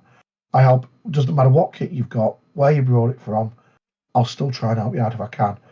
And I believe that mentality, the byproduct of that, is I think that people trust in me now. Mhm. And they would rather wait until I've got time to give a right answer, or wait until I can build them what they'd like, than go ahead and do something else. And that has, you're right. It's been a contra strategy, if you can call it a strategy, doing something off the cuff and just being nice. Yeah. It's the opposite of marketing. It is, yes. It's completely the opposite of marketing. Can I tell you a little story? Go on. So a job I did yesterday. I think it was what day was it yesterday? This chap approached me for a quote. This big house here. This job was around about 700 quid I charged for all this block paving. Did he ask if I was going to attend? If you were coming. No. So I quoted it, we put it together on the live stream together, and then I sent him the quote, and he said, Jake, your quote is significantly higher than another one I had the other day from a similar company in Redditch, in your town. They are going to wash it, they're going to chemically treat it, and they're going to resand it. How come your quote is £300 more expensive? And I said, he said, is there anything you're going to be doing differently to what they're going to be doing? And he sent me their details, and he sent me their quote, and he said, are you going to do anything different? I said, no, I'm going to do exactly the same as what they're going to do. I said, I've just looked at them on Google Maps. They seem to have really good reviews. I think you'd be in really good hands. There's also, if you want to get another quote, there's a company in Bromsgrove called H2O. You might want to get a quote from them as well. They're really good guys. And he came back to me and he said, no, I'm happy to go with you. Thanks for being so honest. We'd like you to do the work. Why? 300 quid more expensive. And I've just recommended two of the companies that he could have gone with. Brand. He trusts that if you get it wrong, that you'll put it right. What I could have done, when you finish, the job will be right. What I could have done is tried to compete and said, well, I'm going to do this. They're probably not going to do this, but I will. They're probably not going to do the chemical treatment properly, but I will. I could have tried to slate them. I could have tried to bargain with him or barter and bring my price down to match the other quote. I could have done so many different things. But instead, if you're just honest, say, no, I'm not going to do anything differently. They look reputable. They've got good reviews. It's just being honest. And I can spot a liar a mile off. I've interacted with so many people who will just straight up lie to your face, just to either make themselves look better or they're just compulsive liars. And I don't trust that person anymore. And it's like, people respect authenticity. And someone said to me the other day, it was Parker. I reached out to Parker brand, the first machine that I bought, and said, are you interested in a paid sponsorship? Because I've sent so many people your way.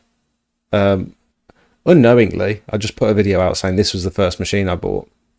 Are you interested in doing some sort of paid sponsorship? And they said, we love your channel. We like the videos, but it would be disingenuous for us to promote this machine to your industry because that's not what it's designed for. It's all about, what's the word he used? Integrity.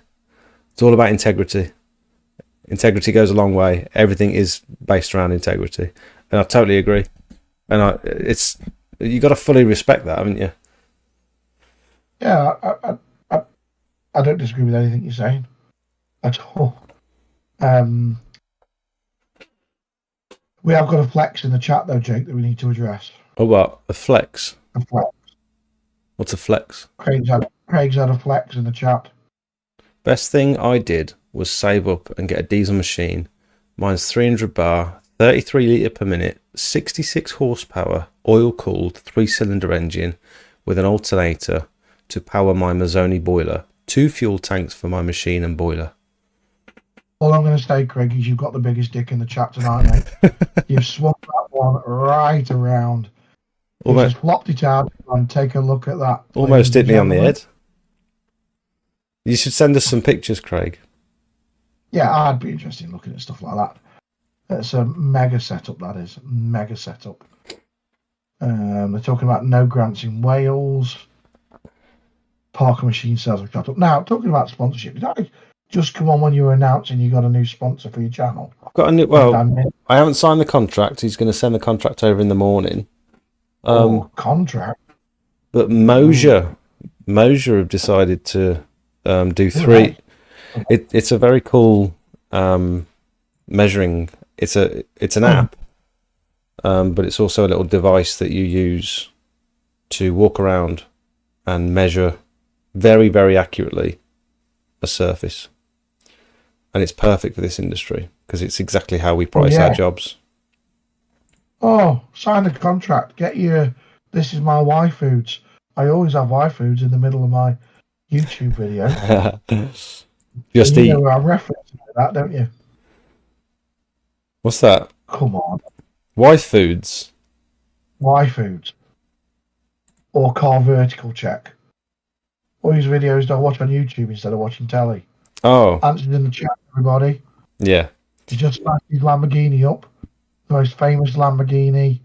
Everybody's talking. We were talking about the Smarts channel. Maybe we should tag him in this and go and talk about it at the end of it. You get some extra views in. Are you talking about that car guy? Matt Armstrong. Yeah, Matt Armstrong. There you go. Straight in, look. Matt Armstrong. That guy owns YouTube at the moment. You want to be him. You need to be him. I'm good. I'm fine. Matt Armstrong. I'm fine with being Jake. I'll be the Jake version of Jake. You are my Jake. My Jake. So for those of you that missed it, I'm going to keep plugging this. 20%. I'll bring it on your hat.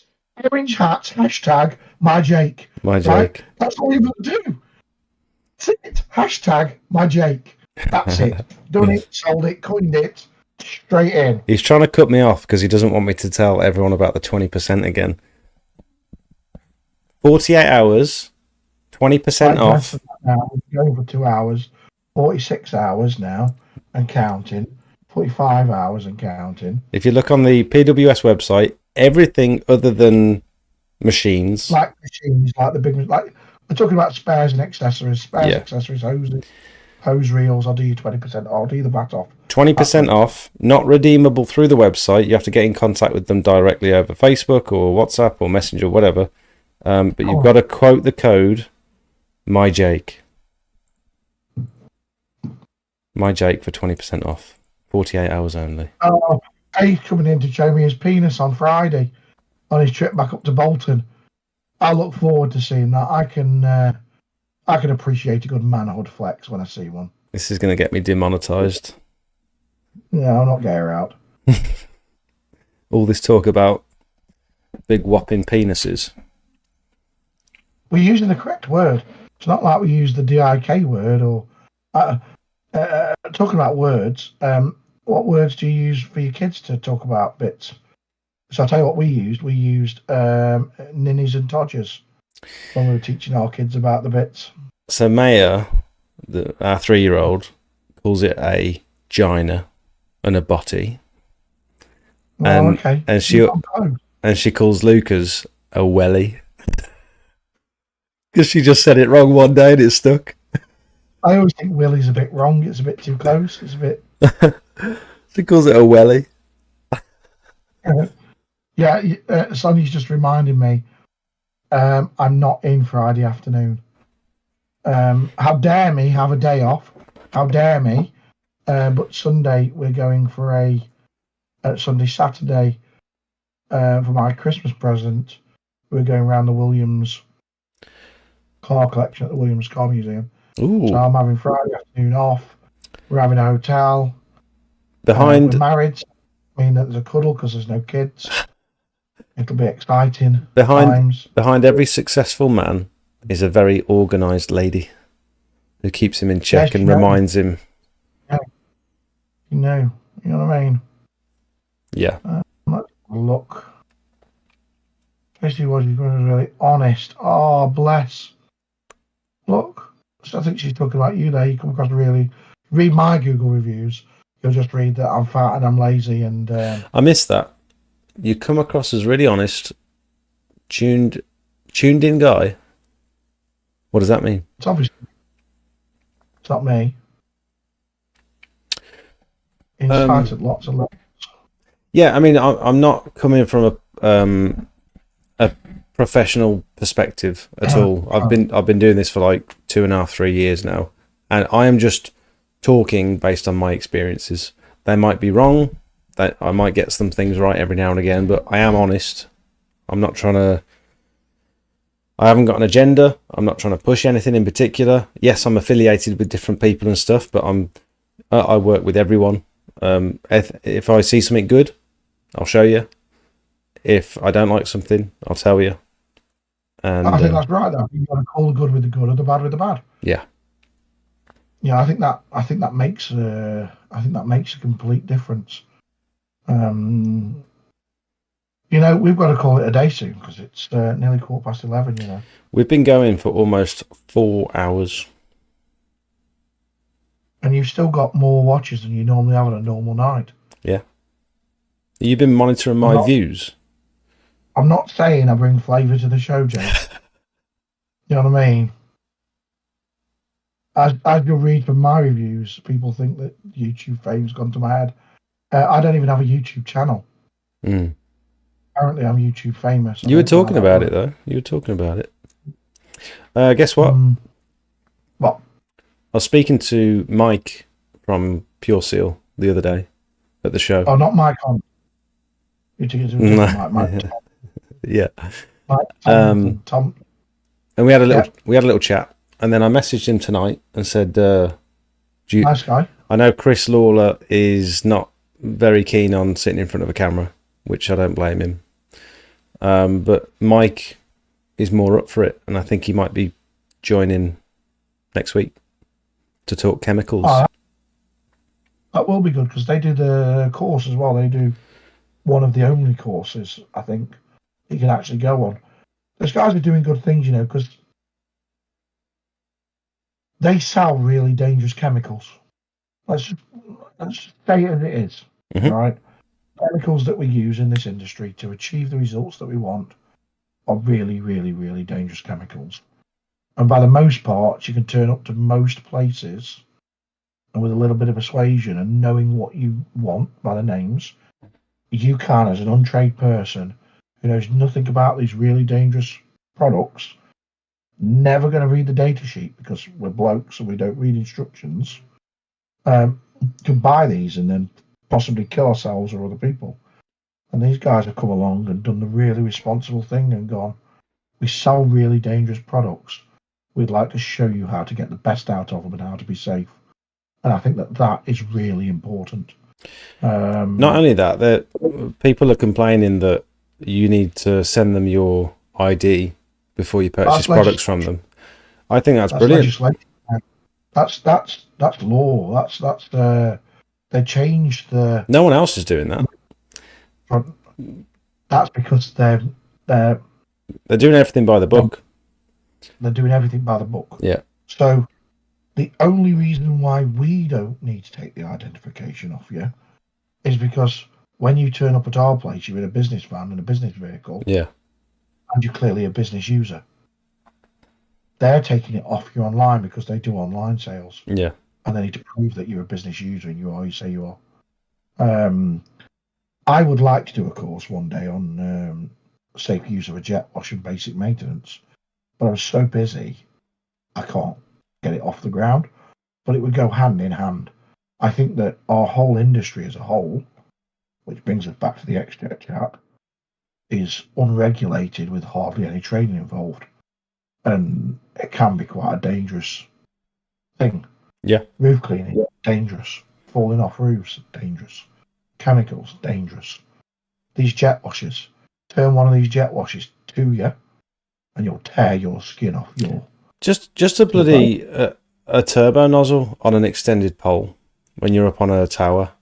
You twist that slightly the wrong way. I was saying this on last week's live stream, and it will shoot off sideways in that direction. Like, if you didn't know that before you started, you find out the hard way, which I did. And luckily, I managed to get my finger off the trigger, and I saved it from, potentially smashing someone's car or window or whatever. It might have been before we met each other, but a couple of years ago, we were running a machine at our place, and so most of you know, most of the time I'm in shorts, and it's not because I'm opposed to a weirdo. It's because I work around a lot of water. The bottom of my trousers are always getting wet, so it's just easier if I don't wear trousers. I can wipe my legs down as opposed to drying out trousers. And we're running a machine, and as I step across the front of the machine, the lad that used to work for me pulled the trigger, and he managed to turbo my leg on a 21-200 at the distance of about 3 inches. I now have a permanent scar across my leg where it took off all the skin, and it took nearly a year to heal. And water pressure damage to skin can be fatal, can't it? Isn't it something to do with if you get water in the bloodstream or something? Air in the bloodstream. Is it air? Is it? It's air. What the water, high pressure, does is it just cuts straight through the skin.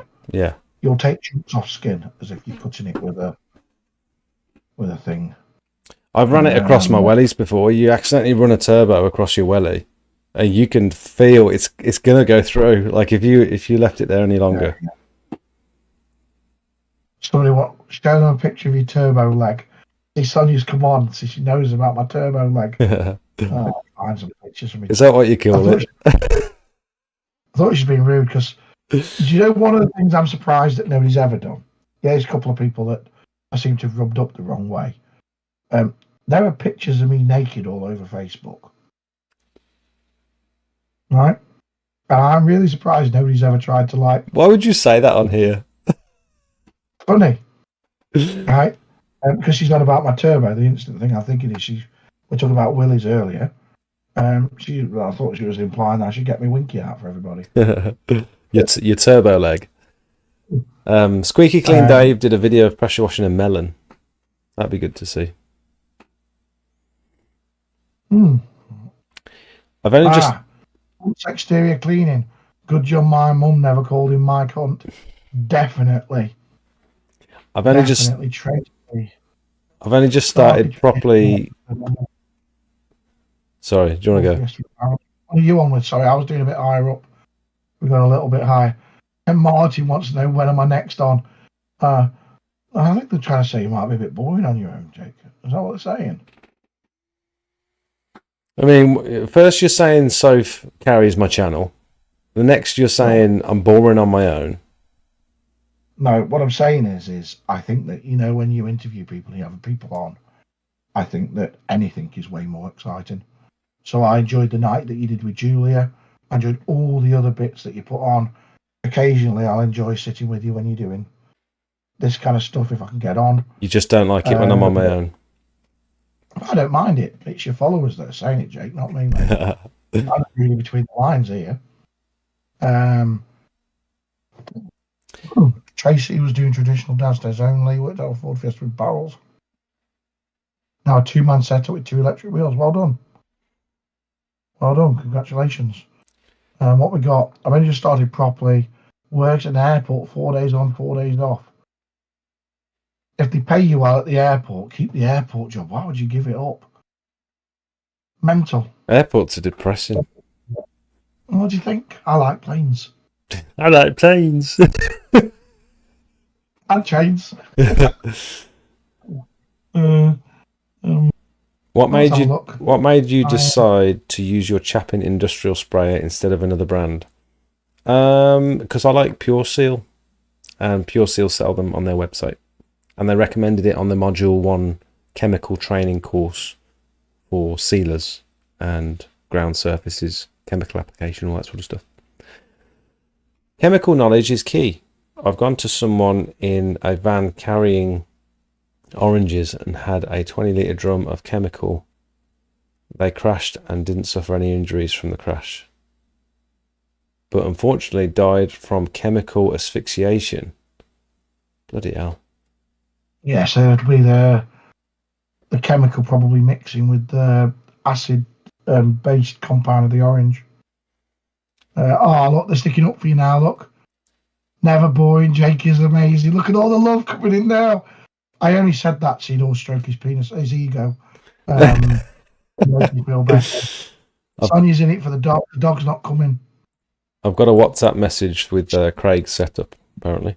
Craig sent you videos of his penis, Jake, on WhatsApp. Jesus. They're loud. He's got a Transformers sticker on it. So you'll share this and then I'm going to go. Okay, mate. Transformers logo. Oh, I think this is from Rutland Pumps, isn't it? Let's have a look. Or AC pressure washers. Looks like one of their types of machine setups, van mount systems. That is a big old dirty diesel. Is that diesel? Oh, it goes out the roof. Have you got one of them flaps on your exhaust to stop the rain raining down into your exhaust? Diesel. There's only boiler with flap exhaust through the top.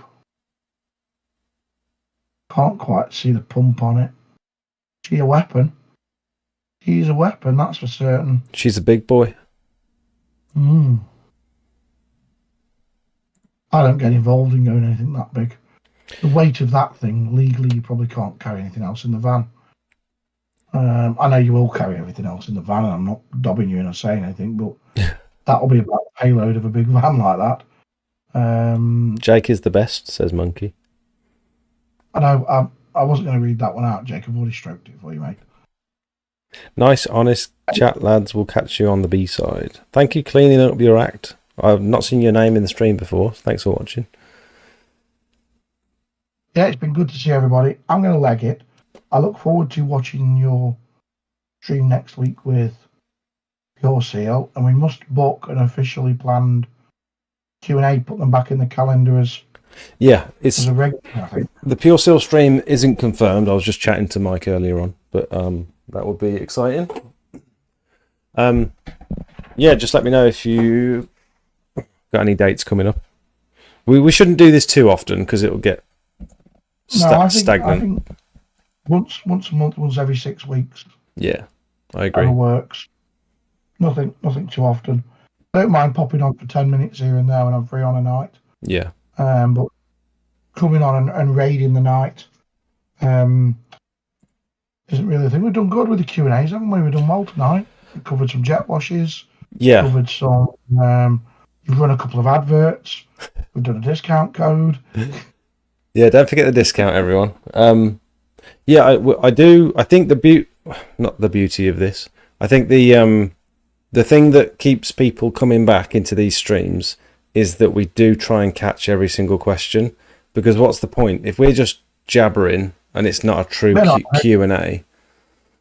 I agree. I think that what we should probably do is next time we do something like this, and obviously we're doing it up front, I think we make sure we do the Q&As from, let's say, 9 till 10 or something like that, or 9 till 10. Oh, that's a good idea. So the questions don't come in early. And we miss them. Yeah. So everybody knows, start slapping the questions in. And we need I think we need to work on not going into too much detail. I know it's nice to go into detail every now and again, but we spend so long on each question. By the time we get to the bottom, I agree. Yeah. I agree. I'm wondering if I should also, I might do the next one at work, and if people have questions about fittings and stuff, I can just go grab one from across the shop. It's not a big deal. That'll be cool, but it's quite late at night to be sitting in the office at work, isn't it? I wouldn't like to be at work much past 10:30. Yeah. Darren going to set up his own channel. You know what? I thought about it. I got asked why I don't do it. And the simple answer is I do not have time to do my own production and processing.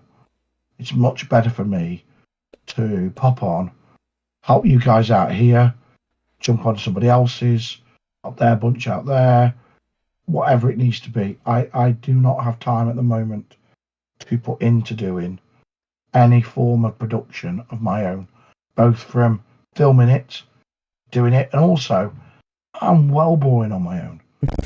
I'm no good at this on my own. I'm a very much, if me and you didn't get on, Jake, right, this wouldn't work. There'd be no chemistry.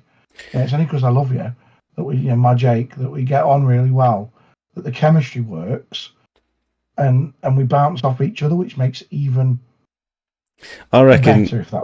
I reckon if no one was watching and you were sat in front of a camera and you had no one to talk to, I reckon you'd still fill 3 hours. You'd find stuff to talk to. You'd be great at this on your own. But I reciprocate. I love you too, and I appreciate you coming on. That's all right, no worries. Well, in the words of Scott Mills, I'm going to say I love you, bye. Love you, bye. Well, do I need to be worried? Do you pair need a room? I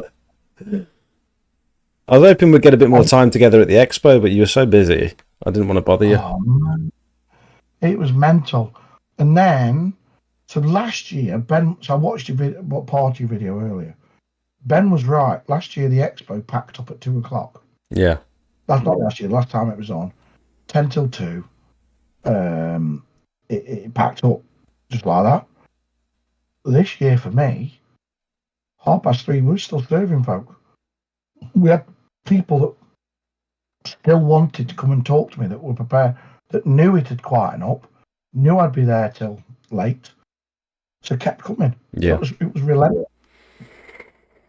relentless. Plus, we started then changing that machine around. Yeah, that was funny. You know what I mean? So that's great. Anyway, I'll catch up with you soon, mate. I'm going to press buy. All right. On the machine. I'll let you run your adverts for everybody before they all disappear. And I'll catch up with you soon. I know what we need to do. Boiler. Couple of weeks or so. Need to have you up shoot building your own boiler. Should we put a date in?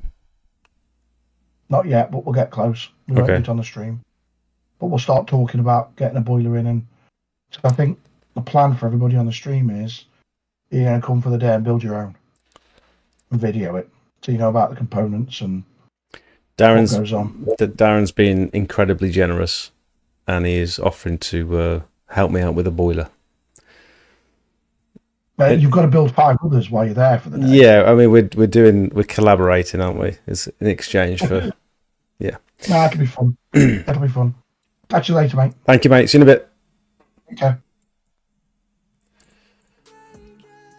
How good was that, everyone? Thank you so much for watching. I hope we managed to cover everyone's questions and comments and stuff. I do get anxious that we're missing stuff.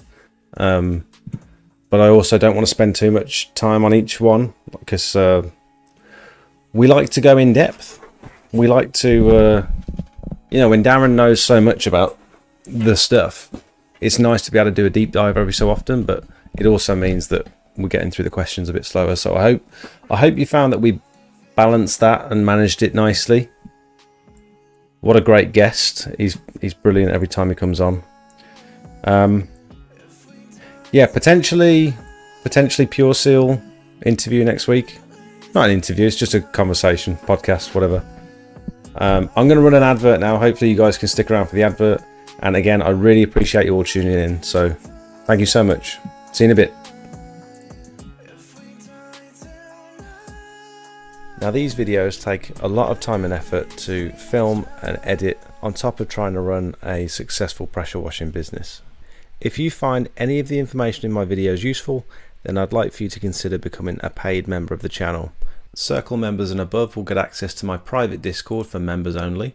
where you can pretty much get a hold of me 24 hours a day for inspiration, technical help, marketing advice, or just a general chat. I post pictures and videos that you won't see on any of my other socials. You'll be the first to hear about giveaways, special offers and announcements, and it's just generally a nice place full of like-minded people who are all heading towards similar goals. We've got various different experience levels, we've got a few professionals in the chat as well. If you want to push your business, in my opinion, this is the place to be.